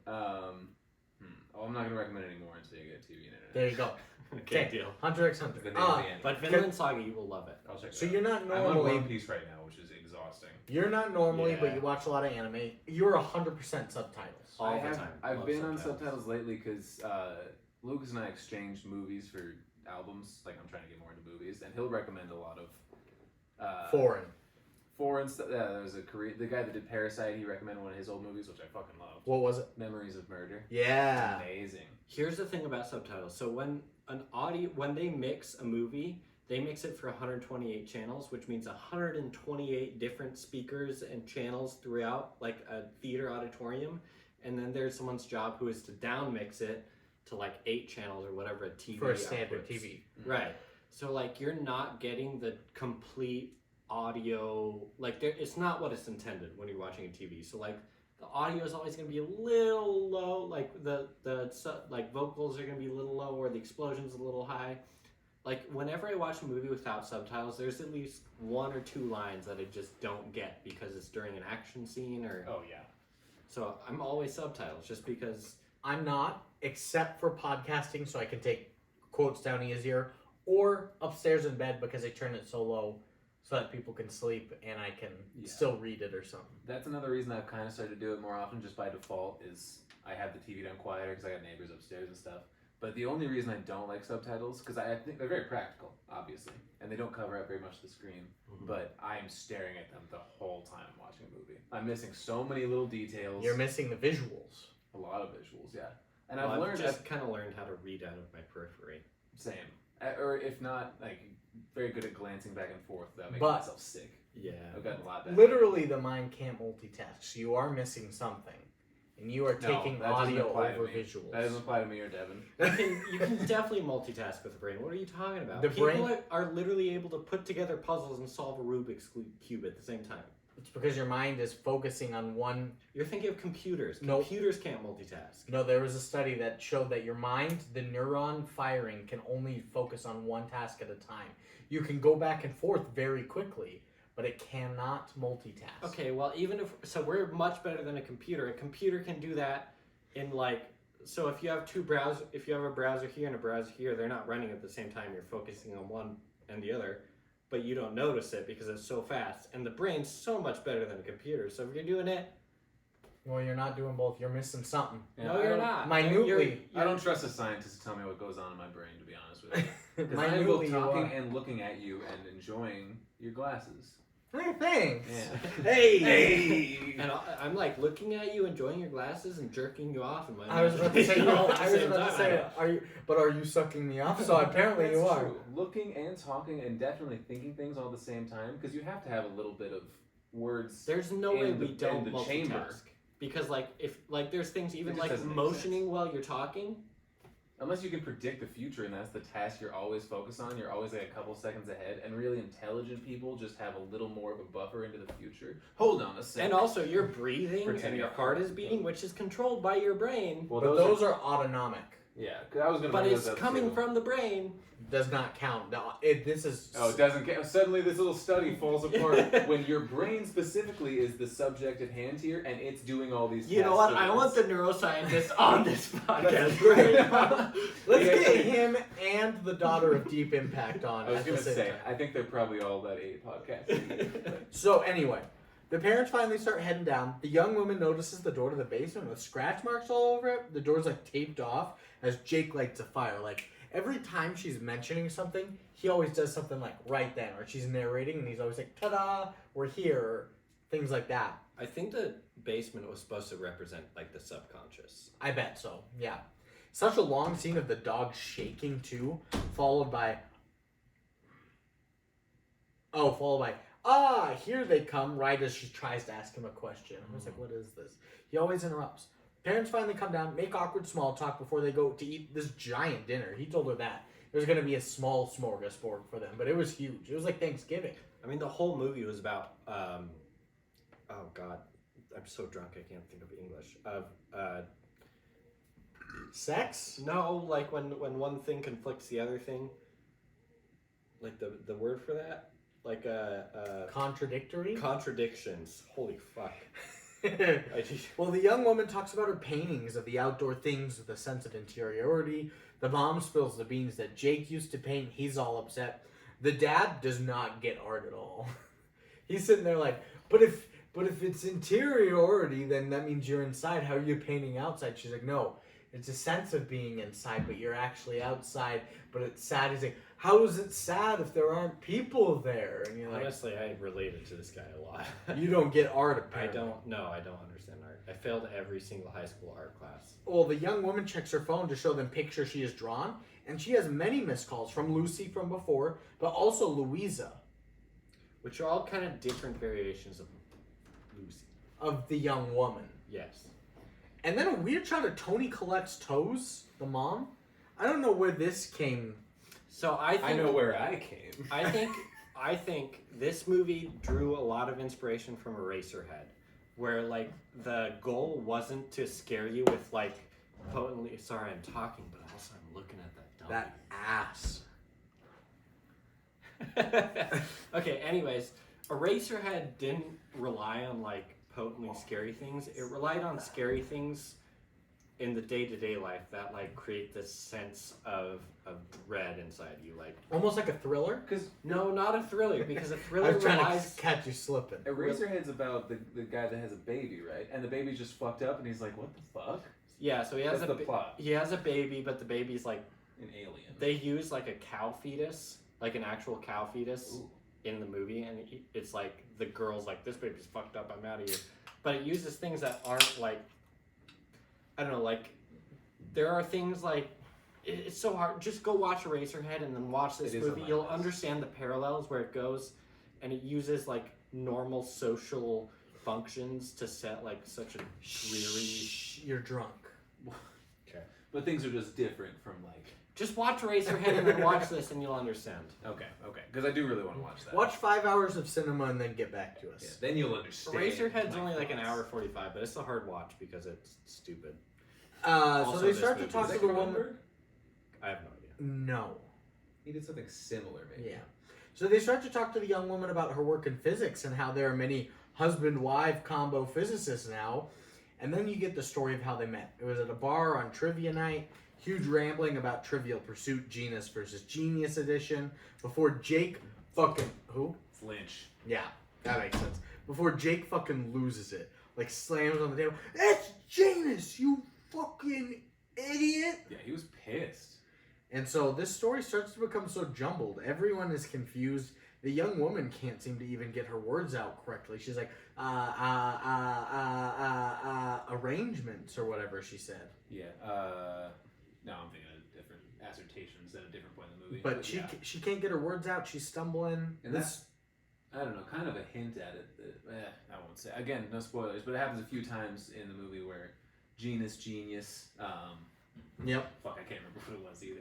But she starts to think Radiation, about how long, radioactivity, radium. how long ago that night was, and the camera shifts to slowly. It's from a separate room, and it pans to the left as it cuts off the rest of the family, and a doorway cuts it off so you can only see the young woman in frame.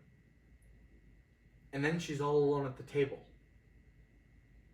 And then it cuts to the old janitor eating a sandwich, also all alone, in the school, watching a show about a guy screaming for the girl in a diner. He loves that she's being a vegan, you know, all that stuff. Mm-hmm. Asking about burgers. This movie that he was watching in the high school is directed by Robert Zemeckis. Yeah. And then cut to black. You're back to the dinner table. They're all back together again, talking about diligence pins that Jake had won. He wanted the acumen pin. But he got the diligence. What's He's not acumen happy. mean? I don't know. I think it means like intelligence, maybe. I think it's It's similar got to be like to, a Latin word. What if you guys could just look it up? It's similar to like accolades, I think. I can look up your acumen is like what you're worth, because like, this is the proof of what you've done. You know? Okay. All right. Like having a business acumen, you've been very successful. Yeah. I'm fact checking. Well, Please do. he gets that pin. He was upset about Acumen. it. The ability to make good judgments and quick decisions, typically in a particular domain.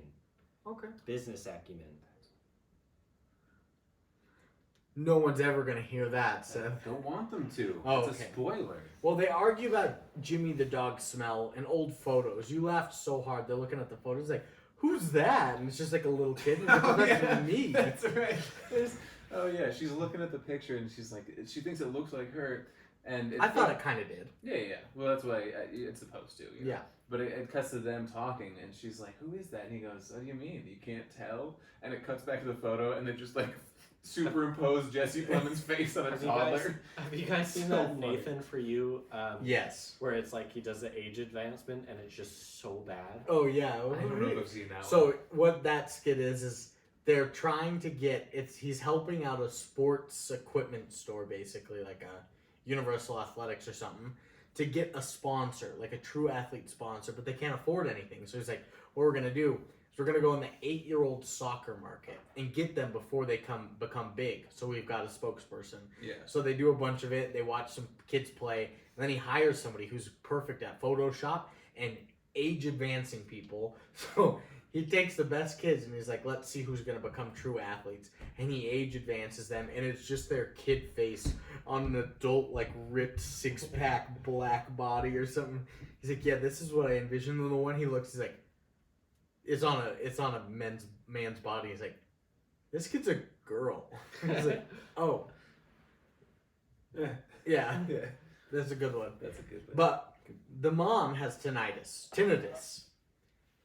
and is being whispered to. That's what she thinks, at least. The dad's bandage, way bigger and on the other side. on the other side of his head. The visuals in this movie start changing left and right, but they're minute. It's like almost somebody's rewriting the story or remembering it wrong. Or like a salamander. Like a salamander. And the woman gets on a phone call from a friend, this time Yvonne. Yvonne calls her. From the movie. That was her name. Oh, shit. Yeah, that's what it is. Wait, what? Yvonne was the vegan waitress that was an animal rights activist lawyer in the movie. Her name was Yvonne.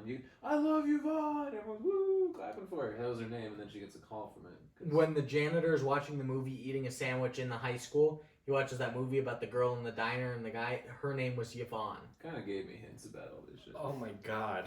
Yeah. That And didn't then click at all until it the really thing was, clicked. is Sorry. you brought The up only- something where you're I'd like, written down a quote in my phone, so that's like the only reason I knew their name was Yvonne. nice. You had mentioned something where she went to go put on glasses to look at her phone. You're like, she didn't wear glasses before. I was like, she did. They were red framed, and she puts them on now, black. And then, yeah, I was like, oh, those glasses aren't red anymore. So, things are, Brandon, checkmate. small little things are changing. I knew what the fuck I was saying. I'm gonna kill you. So she takes the message from Yvonne, and it's a man on the phone, just like, I didn't write down what the fuck he was saying. It was always like one question to answer. Arrogance, what is it? Only one question to answer. They- They're like saying it so fast. Just So in the gibberish. book, those were like he had a therapist and he was talking to him, and the therapist was like, "You're fucked up." Is that the therapist talking to him then? That's him being like, "Therapist is right. I'm not lucid." Okay. There you go. Okay. But he's basically talking gibberish in the film. She says, oh, Yvonne's fine. I'm going to go back to Jake's family. They begin to talk about the cruelty of aging and all that when she notices the storm is worsening. So she looks out the window, and Devon's like, here's where it gets weird, because all of Jake's family are gone when she turns around. She's all alone. She calls for Jake. She can hear him, but he's now upstairs. He isn't worried about the storm because he's got chains. He's got chains. And she makes her way upstairs into Jake's childhood room. Notices Jimmy's urn, the dog. She also notices Wordsworth and a book open to a page from the poem. Wordsworth. Did I say Wordsworth? You did. I wrote Wordsworth. I just read figured it you wrong. did, yeah. And a book open to the page from the poem she had read earlier in the car. What? What the fuck is going on? Do we know which book she opened? I don't remember. Yeah. And as she reads Find the out poem, later. Do you know where that poem's from? It was oh god. Because it wasn't Wordsworth, right? no, No, different it was another poet, and I didn't realize this. we'll have to look that up. As she reads the poem, Jake's dad touches her shoulder and What was talks it to her called about again? how things are changing around the house throughout the years. Boneyard or something. Things are changing around the house and how she's going to start to notice. He is older, like way older. He's lost his memory, doesn't have that bandage anymore. Things are all changing. The dad leaves the room and a light glows strongly in the other room. She walks across the hall to the mom's room to see her. It's a poem called Bone Dog from a book of poems called Rotten Perfect Mouth by Eva H.D. Oh, Boned up. never heard of her. I liked it though. It Well, was good. It was a good poem. she walks across the hall to the mom's room to see her, old in a wheelchair. Jake is feeding her gruel and taking care of her, saying that they can leave shortly. So she looks out the side to see snow only falling on their car now underneath a street lamp. That's conspicuous. Kind of cool. And the janitor's taking out the trash in a blizzard. Very Eraserhead. So the young woman narrates to herself in a non-Euclidean style. Yeah. You had brought this up. Yeah, so Describe. as far as I know, and I may be wrong because I'm wrong about most things I think I know, non-Euclidean structure is something that's over 3 dimensions. So like the staircase thing, the staircase which seems to go on infinitely. So yeah, this is a scene where she is walking down a staircase narrating to herself. She goes down the upper floor and then towards the basement. And then She walks around, but then she comes up from the upper frame again, like at the top of the stairs. Yeah, so it seems like there's another dimension other than the third. As far as I know, a non-Euclidean structure is something that's higher than the third dimension. Are you fact-checking me, Seth? Yeah. Okay. Tell us something you do know. Tell us about that glass at Denny's. The glass at Denny's. Remember we were sitting in the circle booth and you were looking at the window and you were like, this has to be. See, I don't even know about that. I thought it was a Clausen because it looked like an independent sash with a boot glazed IG, but I don't Ooh, know. a boot glaze. Could you put that on a pork? So a boot glaze is basically it's an IG or an IGU, which is an insulated glass unit, which is 2 pieces of glass put together with Pork. pork, with we call them air spaces, which are basically aluminum tubes filled with desiccants, things that suck air out. Yep. And then you butyl the whole thing so it's sealed, so it's like the air acts as an insulating layer, a buffer, and then what you do is you put a rubber boot around that entire insulated glass unit, and then you put wood pieces that fit together and screw together, and that becomes a sash that you can put into a frame and then screw into the frame, and then all you have to do when you want to replace that IG is take the frame off. Take the sash out, not the frame. You don't have to disassemble the frame. You just take the sash out, put it on, take out the wood pieces, and then take off that rubber boot. We call it a boot that goes around the glass. A boot. And then put the new glass piece, put the boot on, and then... Anyways. Bars. So, she's narrating to herself in a non-Euclidean style. What did you find? The definition I'd had earlier was closer, technically. Which is? Euclidean is like geometry and more of a 2-dimensional plane on flat. Morb on flat planes. But non-Euclidean is anything that's not that. Okay. So it also describes, usually in reference to things on curves. So can you explain that again? Yeah, there was like a picture on here that did it better than I did. But Euclidean is like that. So Euclidean's planes like this, 2-dimensional basically, looking at flat surfaces. Non-Euclidean, usually in reference to things with curves and bends in them, but anything that's not 2-dimensional essentially. Oh, so I was wrong. Just by about one dimension. Yeah, Okay. which is very close.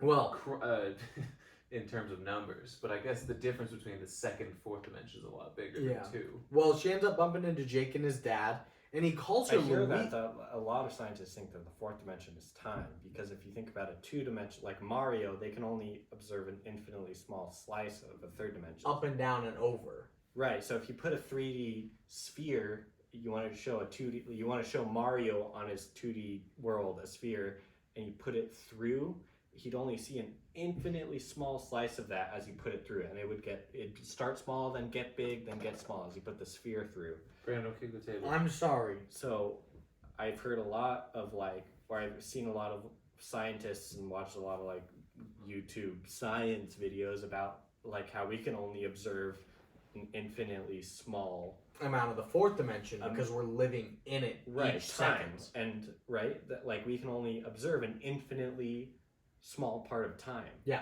because we live in it each second. So a that's fourth it. dimensional creature could observe all of time. They move through it. Exactly. Yeah. Which is kind of like what Interstellar is about. Correct.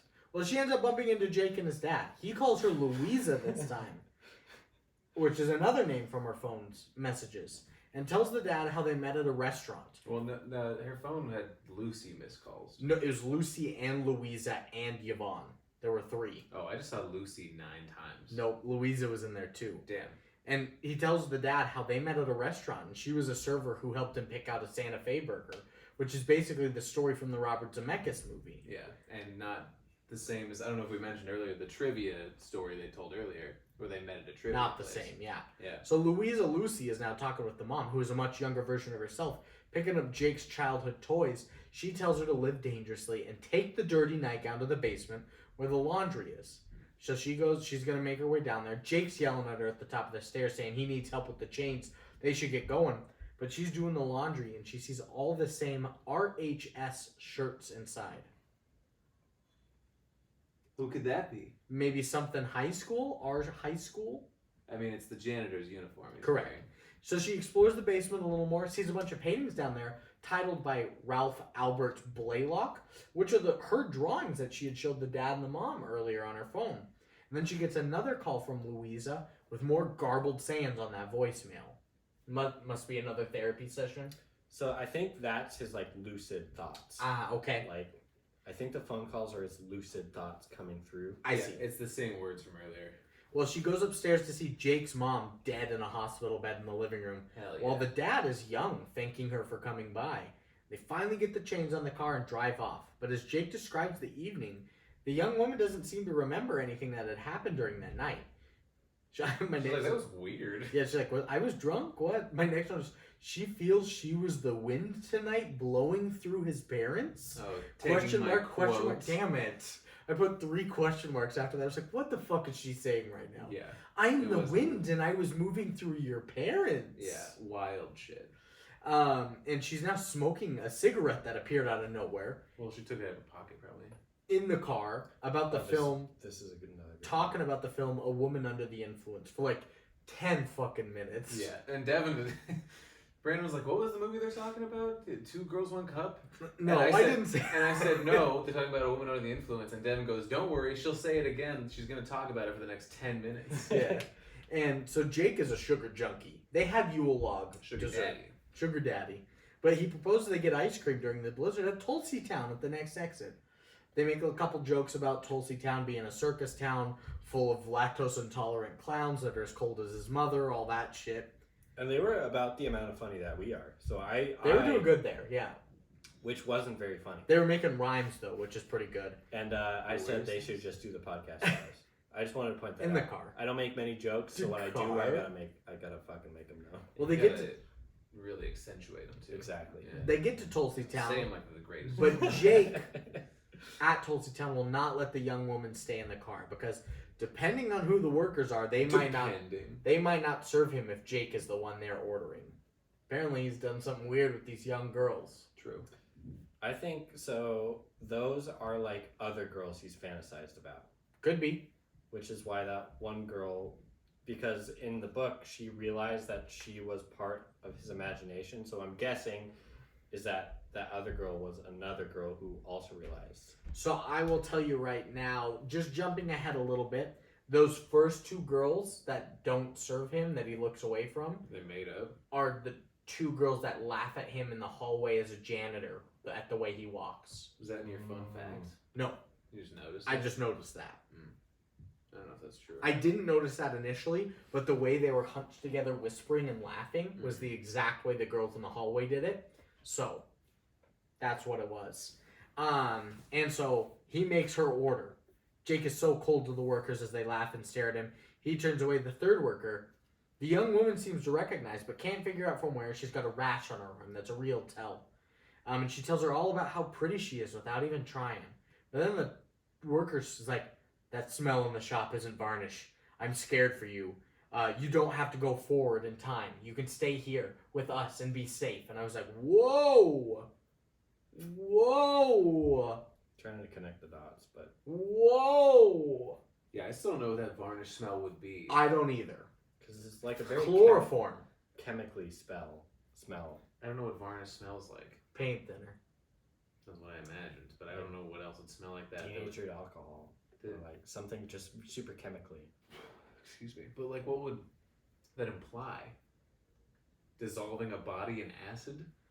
Or that Yeah, I don't know. or that Jake has chloroformed her and this is all her hallucinating. Do you think chloroform would smell like that? I Does don't anybody know what chloroform smells like? No, Pass let's out? test it out.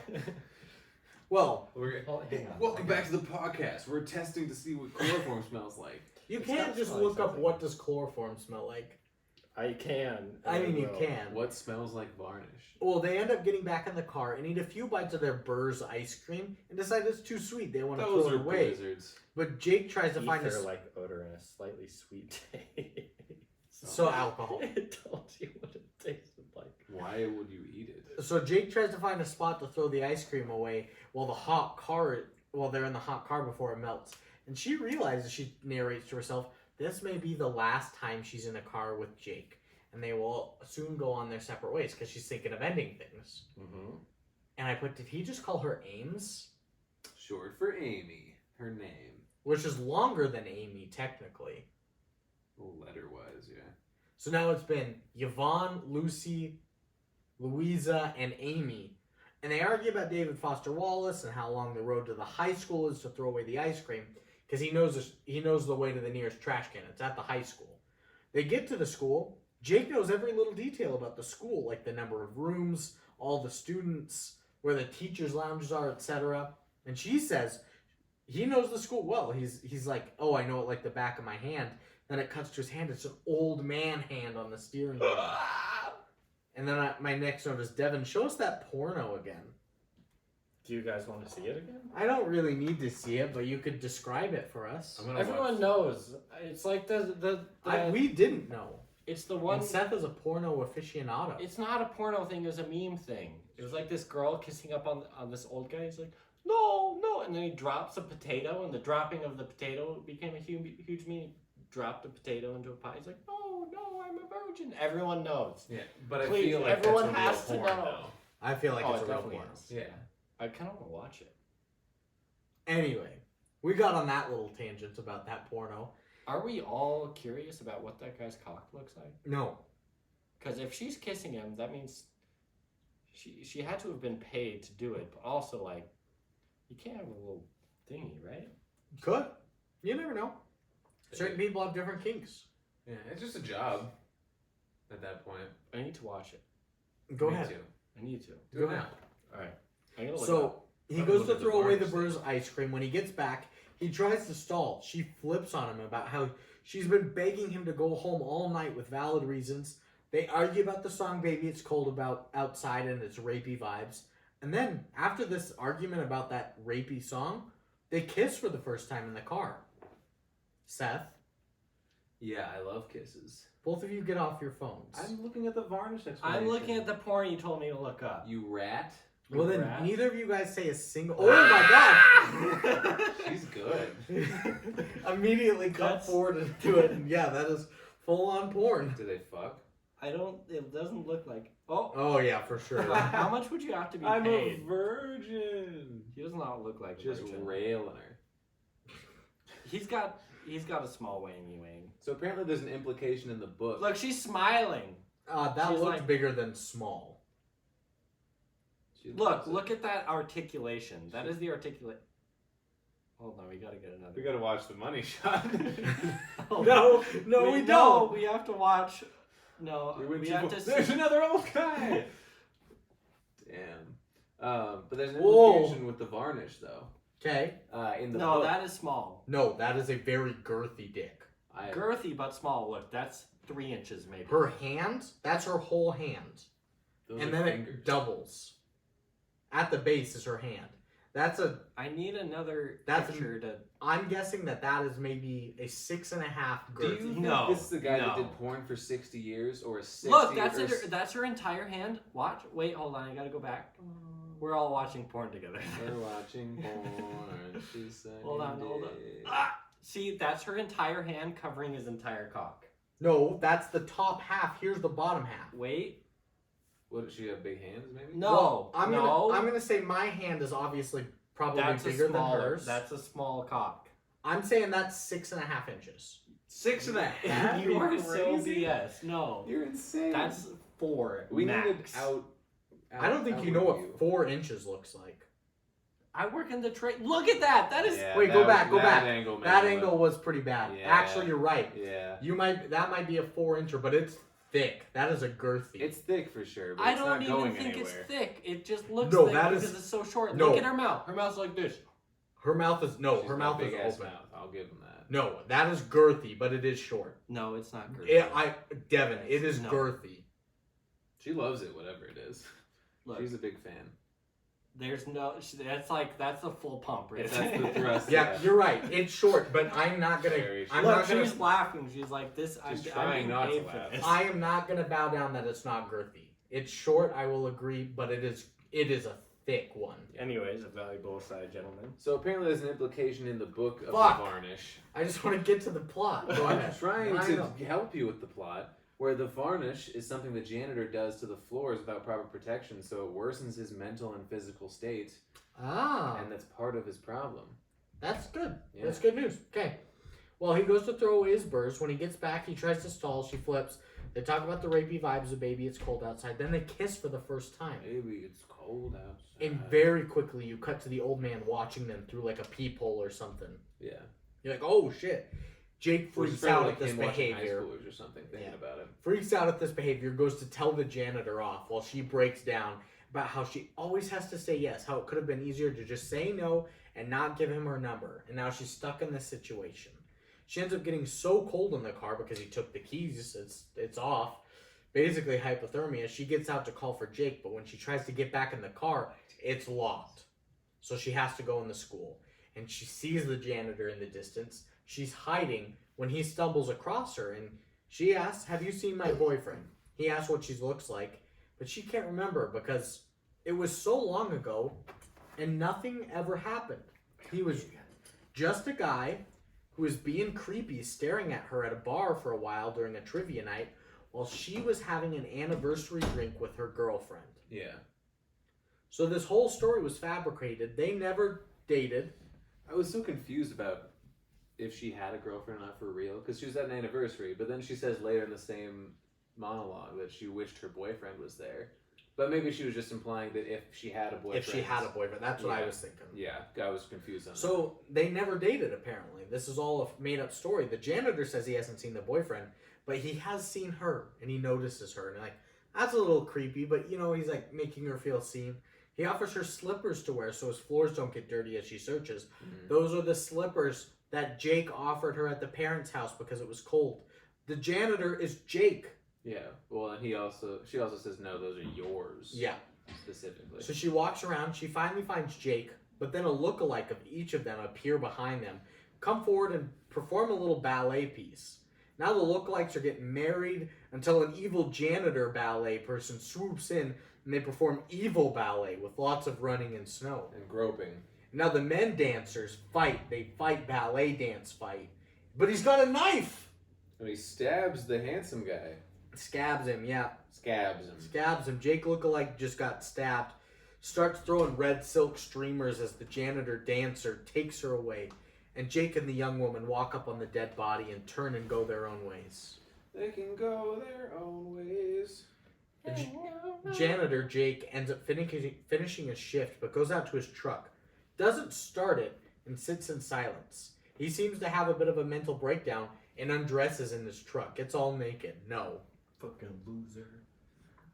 Loser, Gets fat old naked in man. his truck. He hallucinates the characters from a Tulsi Town commercial outside in the Let's storm. go. It's coming. And that ass. No, I'm not about that ass. Seth is about that ass. The old man. The Tulsi Town. Oh! He just for the listeners, he covered his crotch. I ice creamed. Nice. Nice. He hallucinates the characters in this front windshield, and this Tulsi Town woman. Her ass was so big it wrapped around the front. Yeah. I mean, to be fair, she was ice cream, but oh goddamn. And then We had to pause and he rewind. sees an animated bleeding me. pig with maggots Let's in the belly. go! Okay, sorry, Callie. Sorry, Marina. He follows it into the school all while naked. You get to see his ass. And he now envisions himself in the school auditorium with old makeup on as Jesse Plemons accepting a Nobel Prize for physics. With the talking pig. The pig did talk, yeah. I feel like it's pretty important. We didn't to talk about the pig much. Yeah. We just kind of Brandon's like, there's a pig, and now he's Jesse Plemons in old makeup. Whatever. I don't Getting a I'm Nobel okay Prize with at that. high school. I'm But okay he with delivers a speech about his journey through the It's nice. metaphysical. He delivers a speech about his journey through the metaphysical. The metapigisal. And how Ooh. love is the That's only thing with true answers as he stares at Lucy, Louisa, Amy, Yvonne, and the crowd. That's the kind of thing that turns people off your movie. Like when you Interstellar, you're like, oh my god, love was the answer. Like, no, there's so much science that got you here. BS. I agree. I love Interstellar, and that still pissed me off. One of my favorite I don't. films. But yeah. Love wasn't the answer. It was. No, it was. It was. No, it was humans. Love is what No, got it him was through the love. black hole in the end. Yeah, No, it was humans. It was love. it was love. No, it was not love. If you It say it was humans and How then many some sort times of have you version of seen it? connection, it was love. It was not okay. It was not connection. It was humans evolving enough to get into the fourth dimension and manipulate it in a way. Do you know how they evolved into that? No, It was love. it was How not many love. times have you seen Interstellar? One. Yeah, it's love, my guy. It's not love. When okay? you've seen it 7 times, We'll watch it right after this recording. Let's get back in the movie, though. Okay, all right. it's love. Anyway, I'm really good at science. He I brought up porn just. he to- delivers We that just watched speech. porn. Yeah, we just watched And now porn. Jesse I think that was Plemons the first. sings a song from Oklahoma in front of everyone. You know, if anyone isn't familiar with Oklahoma, Oklahoma. this song, Take Take me home home. to Oklahoma. Oklahoma, Oklahoma, West West Oklahoma. Oklahoma, Oklahoma, I'm trying to sing, Oklahoma. but I can't, You're can't laughing. stop laughing. So if Hi, you, Oklahoma. no. So if you aren't familiar with the musical Oklahoma, Okay, Of- I'm done. John. It's not funny anymore. Jen, Yeah, but what the fuck is a town in Oklahoma I can name him after? Tulsa. Tulsa, I thought Tulsa was Kansas. no, Oklahoma. Oklahoma City, John, Oklahoma City. Oklahoma. I thought Tulsa was Florida. No, you're thinking of Tallahassee. You're which thinking I of think of Tampa. Tennessee. Anyway, he sings No, a you're song thinking from of Napa, Oklahoma. which is in California. Fuck, he's singing a song from Oklahoma in front of her. This song is actually about walking away from isolation. Joaquin away. No, Phoenix no, style. that's Arizona. Walking away from isolation and an imaginary girl and taking charge of one's own life. And then you cut to a shot of an empty parking lot in the morning with just one single snow-covered truck. The storm has stopped. And the end credits roll. But nothing really appears on screen except for the sound of scraping and an engine turning over in a car getting ready to drive off. Good job. Good folly.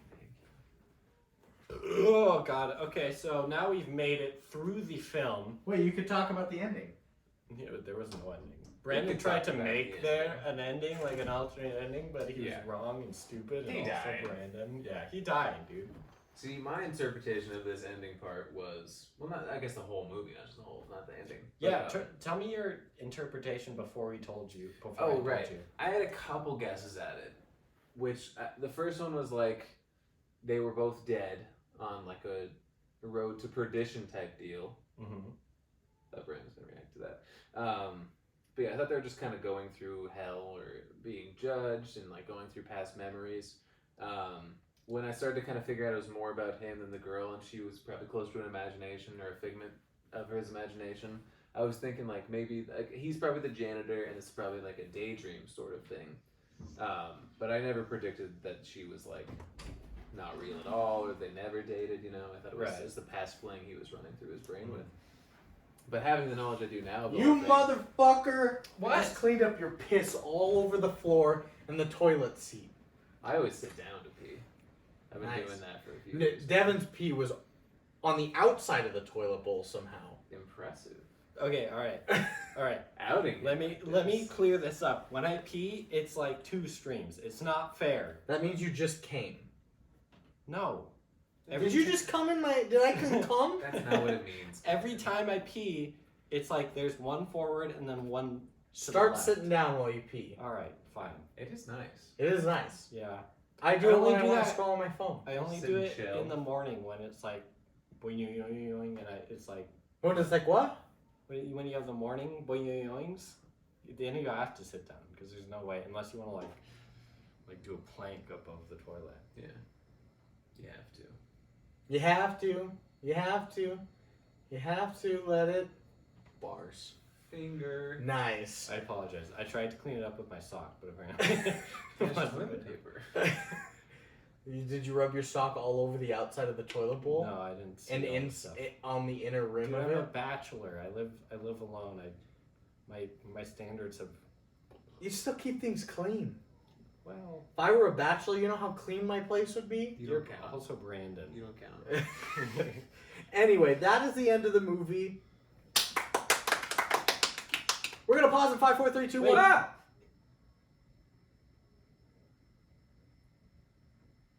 Seth was explaining his interpretations of the movie. Yeah. Yeah, I thought it was it was developing dementia just like his parents, not schizophrenia or anything like that.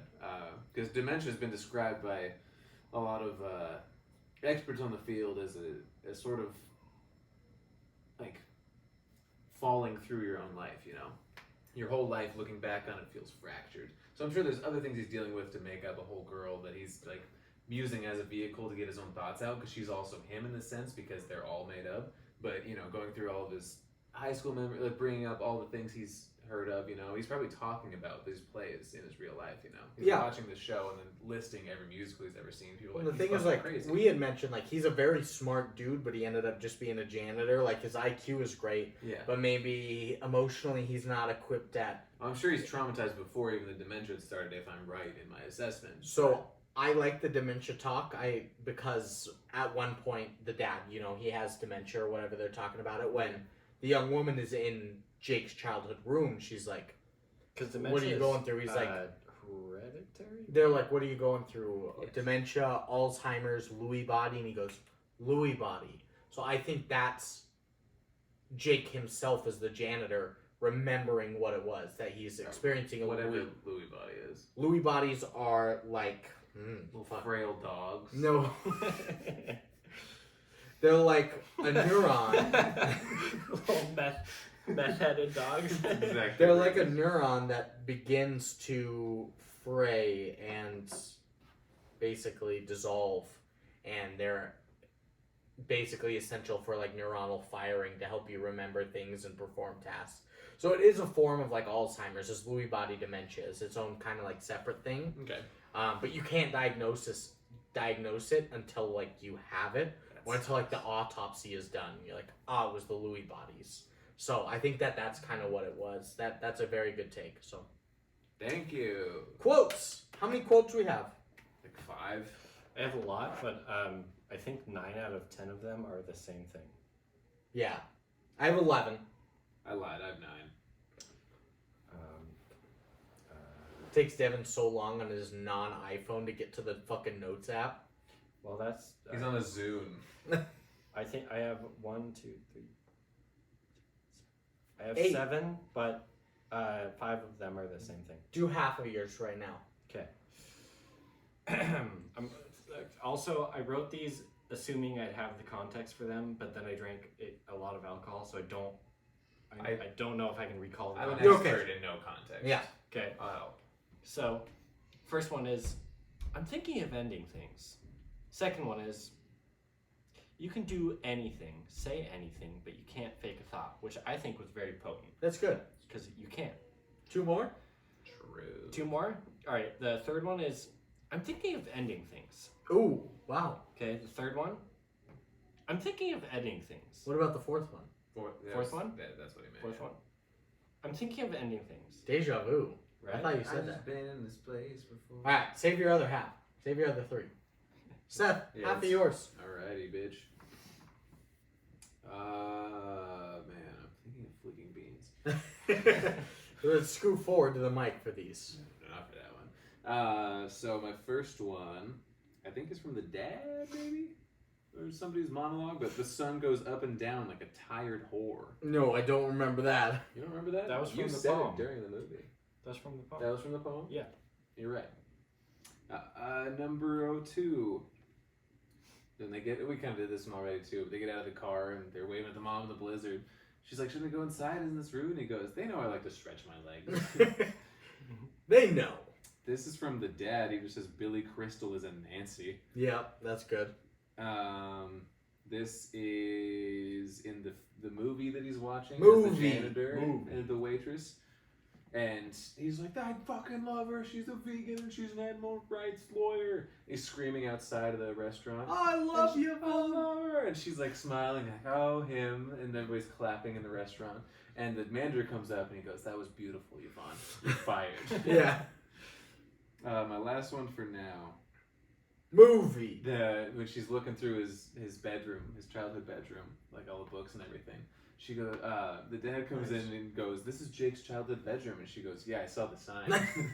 Every room had a sign on it. That was the first sign we saw. Yeah. I saw the sign on the thing that said Jake's childhood bedroom. So my first one is my only IMDb quote. Lucy, Louisa, Amy, Yvonne, young woman says, people like to think of themselves as points moving through time, but I think it's probably the opposite. We are stationary and time passes through us. Kind of like a fourth dimension thing that we talked about, which is nice. My next one is a me quote. Seth Very, died. very early on in the movie, I just That's go, too poignant. very early on in the movie, I just go, guys, Caesar is trapped. He was like in between the coffee He worked his table way in there. and all of our legs. It's just like, how the fuck did you get in here? I was like mad. He was literally trapped in here. Both of your guys' legs Yeah. are up. And I I saw him panicking a little bit, and I was like, he'll figure it out. And then Brandon's like, guys, and I was like, oh no, he won't figure it out if we don't move. As soon as I moved my legs, he jolted out. yeah. This next one is from Sorry. Jake, and I hated it. He goes, point for me, interested and knowledgeable about my girlfriend's work. Shut the fuck up. Yeah, you Fucking nerd. Yeah. But if the girl said that, Fucking This hot nerd. this is literally from your quote, but Devon says, "The sun goes up and goes down, you little whore." Oh, you thought he was just saying something. Yeah, no, Oh, that was yeah. from the poem. He was Yeah. repeating what it I guess quoted you were Devon. taking notes. yeah. Quoting Devon, who quoted me. That's what's that called? Secondhand sources or whatever. Secondhand smoking. No, Vicarious, maybe. No. There's there's- secondhand because smoking. there's first-hand sources. which- Dictated, not read. There's a thing I'm thinking about, and some people know, but Not Brandon. not any of these people, including me. So. My next one I'm is right now. I'm bummed. pretty similar to yours. Okay. I'm not going in. I need to stretch my legs. Long drive, long legs. Dumb. Jesse Plemons is like 5'10". He's not long arms, okay? And my last one for the moment, Jake goes, they'll be right down after he finally heard them, and Seth just goes, Andy Dufresne will not be right down. I did my mortgage thing. Andy Dufresne. Yeah. Andy Dufresne never came down those stairs. Devin, your last half. That's from Shawshank, right? Yeah. I've never seen it, so I have no idea what Andy Dufresne does or doesn't do. I just know what Morgan Freeman I'm sounds like halfway through Shawshank on the book. I've seen the movie. It was good. You should watch the It's movie. the best movie of all time, highest rated film. That's what Really? Brandon thinks. Mhm. Okay, so my fifth one is I'm thinking of ending things. Ooh. Is what? I'm thinking of ending things. Oh, Yeah. Do you mean Number repeat 5? it? no, I'm okay. Okay, cool. 6? Number 6 is. Oh God, I knew I wrote this down because you told me to. I was supposed to remember. I remember what this one is. So just read it. Seth will help you. It kind of faded as you got older, and no, it kind of faded as you got older. Yeah. It was something funny. It was you were funny. The husband was like, you were funny It kind of faded when he got older. Yeah. Just fucking roasting his wife. As she's talking about the tinnitus, they're like, oh, age is so cruel. It's like, yeah, it used to be so funny. It kind of faded as you got older. And what about your last quote? Oh, yeah, that's the thing. So this is when, in a part of this incomprehensible film, he's taking care of his old mother, and he's like, will you guys stop? I stopped. Brandon went too I long. put my whole fist in my mouth. He's like feeding his old mother, and she comes in and she's like, hey, can we go home? And he's like, shh, she's asleep. And then it cuts to her with her eyes wide open. And She's asleep. She's dead. She's clearly dead. Fucking dead. There's a fly crawling on her eyeball. Yeah. She's sleeping. She's shoving her fist in her mouth. That was another one that I think Brandon told me to write down because I laughed so hard, and then I was like, no. So he goes, Devon, you write it down then. Finish I yours. submitted. I'll finish you. All right.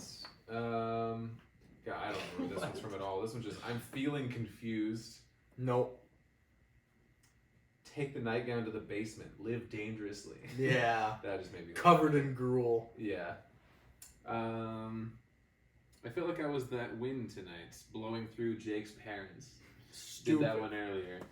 But it makes sense going back to it because It makes about as much sense as this entire movie. yeah, well, Which is Movie! the metaphor of the wind was that again being stationary and the wind was coming through us, right? And her being an extension of his brain and psyche, being the wind that moves through them, was him acknowledging his childhood and how they raised him, how he had kind of passed through their lives because in a sense he is the pig that gets neglected. That's why he follows it and feels like the pig that is feasted on. You know what I mean? Yeah. You were able to like interpret this in levels. I'm insane. I'm a fucking dumb bitch. Do it again. See what happens. Yeah, beautiful, beautiful movie. My last quote really made me laugh, and looking back, makes me a lot sadder now because I know the ending. But she's like, "I need to go home tonight. I really want to go home," and he's like, "To the farmhouse." I'm like, no, to her apartment, clearly. Yeah. But he wants to go home, and he doesn't have one because he was neglected as a child. Brandon, you. This one is from the dad. He goes, well, let's all eat. The food will be as cold as a witch's tit in a brass brazier. Yeah, and the mom, Toni Collette, laughed. So Thought that much. was the funniest She's, thing. Oh my god, he went there. Another one Go from off, King. in exchange from the young woman She said. and in exchange from the young woman, the dad. She goes, imagine you were looking at this. You wouldn't be able to see yourself. Talking about the art. He goes, well, if I look down, I could see myself. I'm not a ghost. And the mom goes, especially in the bedroom. She was just waiting to make a sexual innuendo. Mm-hmm. It's like she came down with the intention. She's like, I'm gonna make this weird. When the young She woman did. makes her way into Jake's Nailed it. childhood She did room, so good. when the young woman makes her way into the childhood room, and the dad creeps up on her and is talking to her, he's like, "Oh, you guys can stay the night. This is a bed, but it's only a twin bed." He goes, "Imagine you won't be doing very much fucking in this bed. It's not made for fucking. It's child's bed." He says fucking like 5 times Mm-hmm. and keeps emphasizing that it's for one kid. My last two quotes are Seth quotes. Ooh. This I one, know Seth of goes, these. "Well, that's the Tulsi clown. She's hot." And then it zooms out and shows the fattest ass we've ever seen. Just, oh, shit! Did I say oh shit? Yeah. That checks. That scans. And my last one from Seth. "You're gonna have to go find the janitor. Molestriose." And Devon goes, "Is that a Harry Potter spell?" No, I said that's Harry Potter spell. That's been. It was something more. It I was was trying to say it as like a Greek name, but I liked it better as It's like As a spell As the you spell cast in to Harry molest Potter, yeah. people. yeah, where just a gooey hand that comes out. Or as Devin's idea was that you just think you have the trauma of being molested. Yeah. So that's the end. It's like, oh my god, please. Just start crying. This is bad. This is so- Maybe we should have kept that to ourselves. just like oh my god, a whole movement started. The whole movie is that. What's worse, Avada Kedavra or Molestriose at that point? Voldemort Do turns it to oh, Voldemort. God. It's like, oh god. So that's the end of quotes. So we can get into ratings. Seth, you're kicking it off. Thermometer. 70 billion. No, Fuck. it's a percentage. 79 then. Devon. Wait, critics or Critics. Thermometer. This is gonna be stupid high. 65. He said higher, and you're like, "This is gonna be stupid." Stupid high. high. Yeah, and you said higher than that. That's fair. The winner today is Seth. It's an 82. I Yeah, was I knew. so close. You didn't even say I was so close. I only say it if you're within 2. Audience score, Devon. This is gonna be like 41. Seth. 62. The winner today is Devon. It's a 49. Damn. Seth. IMDb Metascore 7.90. out of 100. 7.90. What are you going with? 7.90. What are you going with? Don't die. I passed out. He started thinking of the fourth dimension. That's right. He passed out. Oh, why can't I experience things on a grand scale? Like there's greater beings. Oh, 72. Devon. Sorry. Give me a second to compose myself. I'm laughing things that. Oh god. Okay. Hey, the world's a kaleidoscope. And I'm Stop. just... Everything's and funny I'm right just now. living in Everyone one needs to fraction stop. of it. You just need to say a number. Is this critics or? Yeah. 8.1. 81. 81. You said 72. I think so. The winner today is Devon. It's a 79. 78. Fuck. And audience score out of 10. 41 Devon. again. 4.1. 4.1. 4.2. The winner today is Seth. It's a 6.6. Which means critics gave it an 82 and a 78 for an 80 average. I'm sorry. Audiences gave it Oh no. I'm counting crows over here. Audiences gave it a 49 and a 66 for a 57 and a half. Devon, it's your birthday episode. What are you giving this film? John Lasagna scale. How depressed am I? How much medicine? am I? Objectively, not depressively. Objectively hyper depressed. Objectively. Objectively. If I'm not taking my medicine, 8.3. If I am, 5.1. That's crazy. Objectively. There is no objective. So we're gonna average them. The human, We're the human averaging them. experience Averaging is them is- subjective. That's true, and I agree with you entirely. And Brandon doesn't like it when I do these things because I do the same thing. I'm like, who am I recommending this to? He says no. Objective. Yeah. You are a film critic right now. You We're can not only- fucking robots. You work for I'm the not a Philip- film critic. I just showed two of my friends porn. Do I look like a critic? Yeah, you're a part of this podcast. Yeah. You've rated over 30 movies by this They point. say Roger Ebert used to show Steven Spielberg porn all the time. There you go. He'd say, "Hey, I'll watch a movie if you watch mine." So, he showed Steven Spielberg Shut a video of him getting his dick sucked. Shut up. He says, "Roger, is that your penis? It looks awfully familiar." It's short but girthy. We all love your That's penis, like a Roger. That's like a 4. Everyone's like, no, that's a 6. Yeah, we know it's Roger Ebert porn because he's the only one with a black wife around here. So your average is a 6.7. That's It's what we're true. giving it. Reasoning, Wait, hold on. What's my average? 6.7. My reasoning, it's very intellectual. I like the poems. I like the words. But if I'm like in a happy mood and I want to like look and engage at something, it's not what you're looking for. Look, if you're in an introspective or you're sad, watch this movie. You'll love it. Otherwise, if you're like looking for some like light engagement, don't watch this. Seth, 8.4. reasoning. Shit, bitch. He's a Rizzler. He's rizzling. He's Rizzling. Man, like Devon said, I'm sad all the time. So something like this that makes me deeply introspective, something that's fun for my OCD brain to have to pick apart and try to guess at the whole time and find meaning with. I love things like that make me work a little bit, and by the end, it makes me even more sad realizing that there's not necessarily a happy ending or an ending at all. Almost pisses me off. I love when a movie can do that. Takes a lot to actually get real emotion out of me, and it did. So 8.4. I'm a 6.8.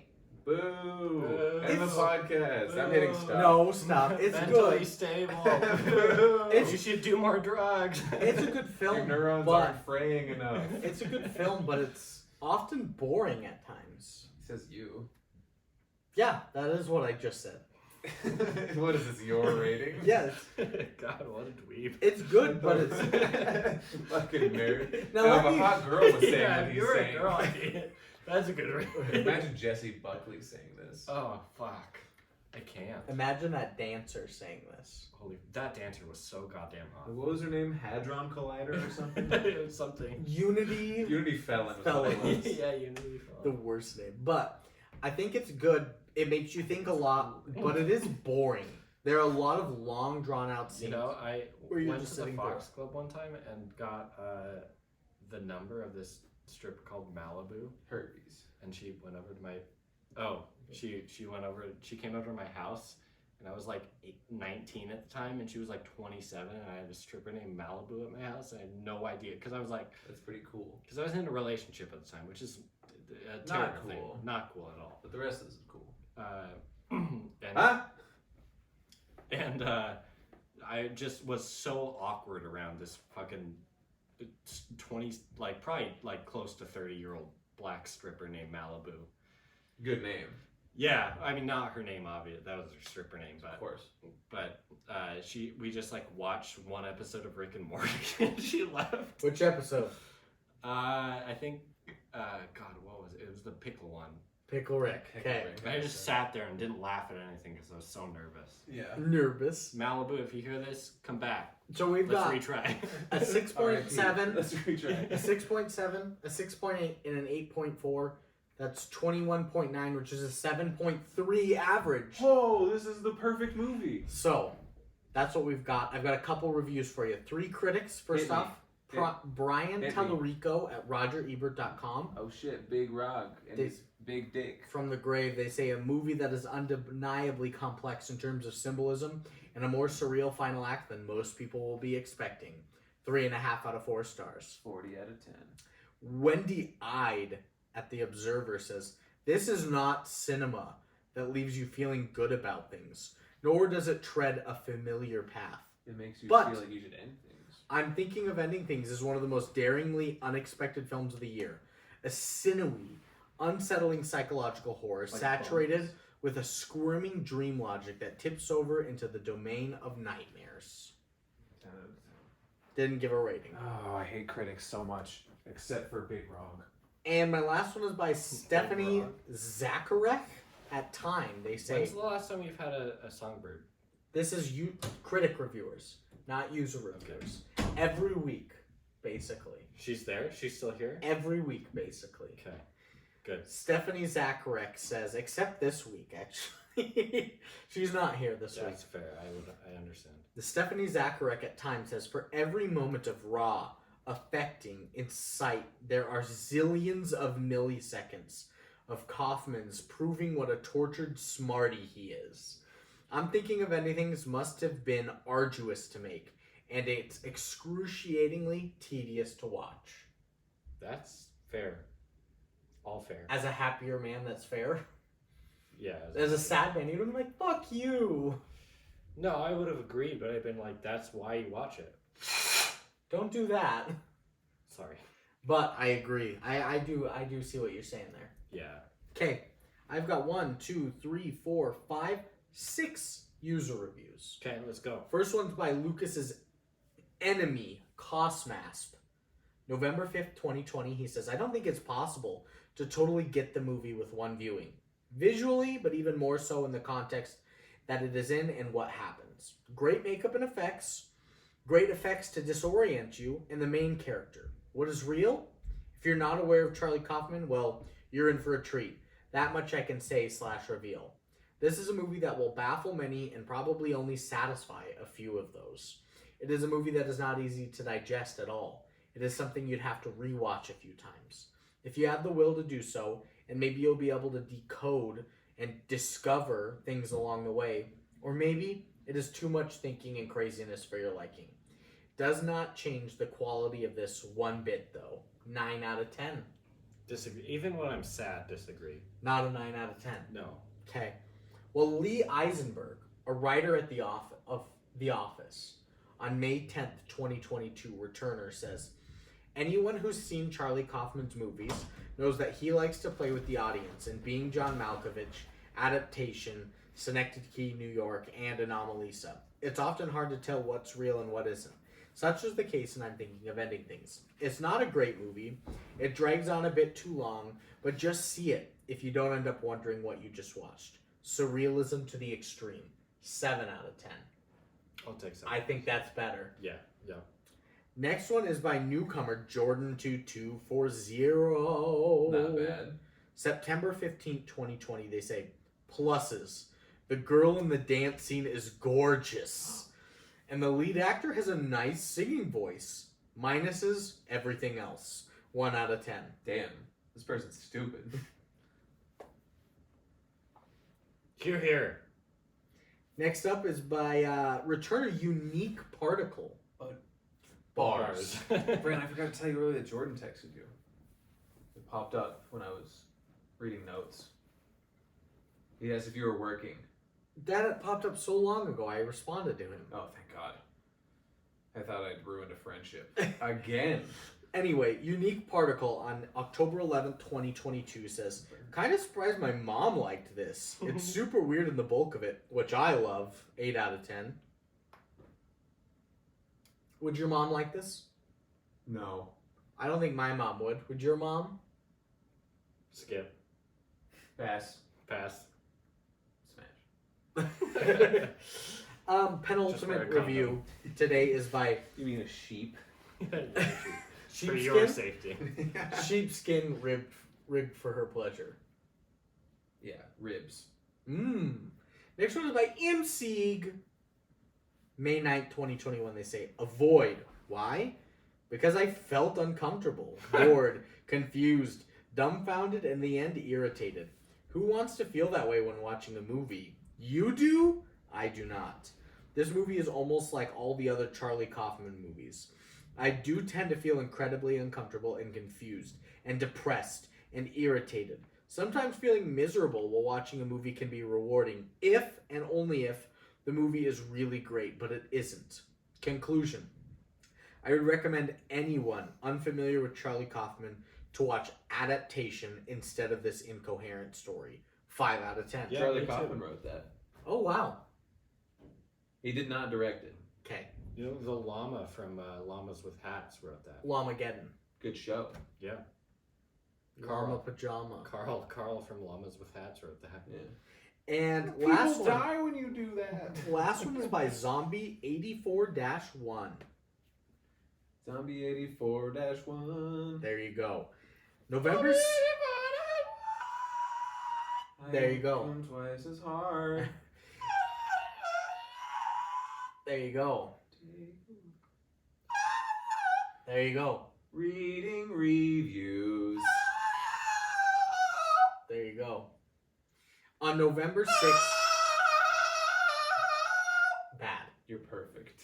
November 6th, 2020, Zombie 84-1 says, I'm thinking of ending things too, such as removing this crap film from my mind. I love how people take... It's you. No. I'm thinking of turning this movie off. I love how people take crap and then say it means something. Movie means nothing. Waste of a good actor and actresses. If you want to fall asleep, this is the perfect film. 1 out of 10. I mean, yeah, I get that actually. I definitely rate polarizing films a lot higher. Are I'm you- on the but upper end of those. Are you recommending? Yeah. I think Reasoning? it's hard to make a polarizing film. No. Devon, Just are you Split the Room. recommending? You remember Split the Room in Jackbox? Yeah, How hard? that's how tough. much harder that was than It's really just tough. making everyone vote for you. Yeah. Anyways, am I recommending? Maybe. I need a yes or no. Good answer, Steve. Yes. Can I put conditioning statements on Nope. it? No, then. It'd be weird No.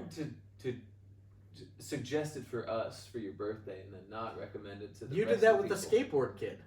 Yeah, but I didn't know how bad it was gonna be. I hadn't seen the movie prior. I mean, I did it. I jumped on a grenade to have a shit mean, movie on for my no, birthday. generally, I but- sacrificed my birthday for that. Yeah. That's true. That's true. No, generally, Noble. but yes with conditional statements. But Brandon, the fucking oligarch of our podcast, won't let me skew any of the rules. Oligarch. I'm gonna be the new guy. That was bad. That was Well, horrible. next week you I are did make us you watch are porn, so alone all by that's yourself in this house, and us three will be in Missoula on Lucas's recording. Damn, Yeah. I'm gonna have a hard time setting up. You can call me. I'll help you. I'll be fine. And I am gonna recommend this. I didn't want to recommend this film. It's tough. It's definitely surreal and abstract, but I think you can end up getting around to it. You might want to be sad while watching it, but Yeah. that's about it. I think it'll make you sad either way. Yeah. Is there a way we could put that in the background of the whole podcast? No. This is a sort of looming No. presence. Threat. I think it would kind of put you in the mood of this movie. But thank you, So, Devon, great. for joining us finally. Yes, ma'am. Happy birthday. Happy birthday. What do you say? Salam alaikum. Salam alaikum. Sabah al-khair. And next week, we're going to be doing in Missoula, Good. Shukran. Devon, Lucas, and I. Seth will be dog sitting for me, staying in my house. Woo! We're going to be doing the Emoji movie. Emoji. Emoji. Fuck, is that what we're doing next week? Yeah. Maybe Not I'll me, figure out how baby. to set it up. Maybe I'll pretend I'm dumb. Take a look. I won't be there. Suck a fat one. Gadoosh Yeah, Podcast. see you later. Sorry I'm dumb. Devin, say goodbye. You cut him off now, you're just gonna do that? Yep. Damn. Now this is just for us. More for me. Morb. More for us. Morbed for her pleasure. That's so good. Oh, that was fun. Take a look. Except when we got to the movie part. Yeah, I didn't like that as much. I was having a good time riffing before. We really just need to do a podcast without a movie. Dude, that's what I think we should do one of these days. Is just start recording and then we just start talking. Yeah. I No think that'd plan be in great. mind. We all have to be drunk though. Oh yeah, we're all fucked up. We watch a Blitzed. movie. We watch a movie beforehand Yeah. as an inspiration, but we don't talk about it. We talk about the craziest movie of all time. Yeah. The one that everybody's requested. And we make fun of it.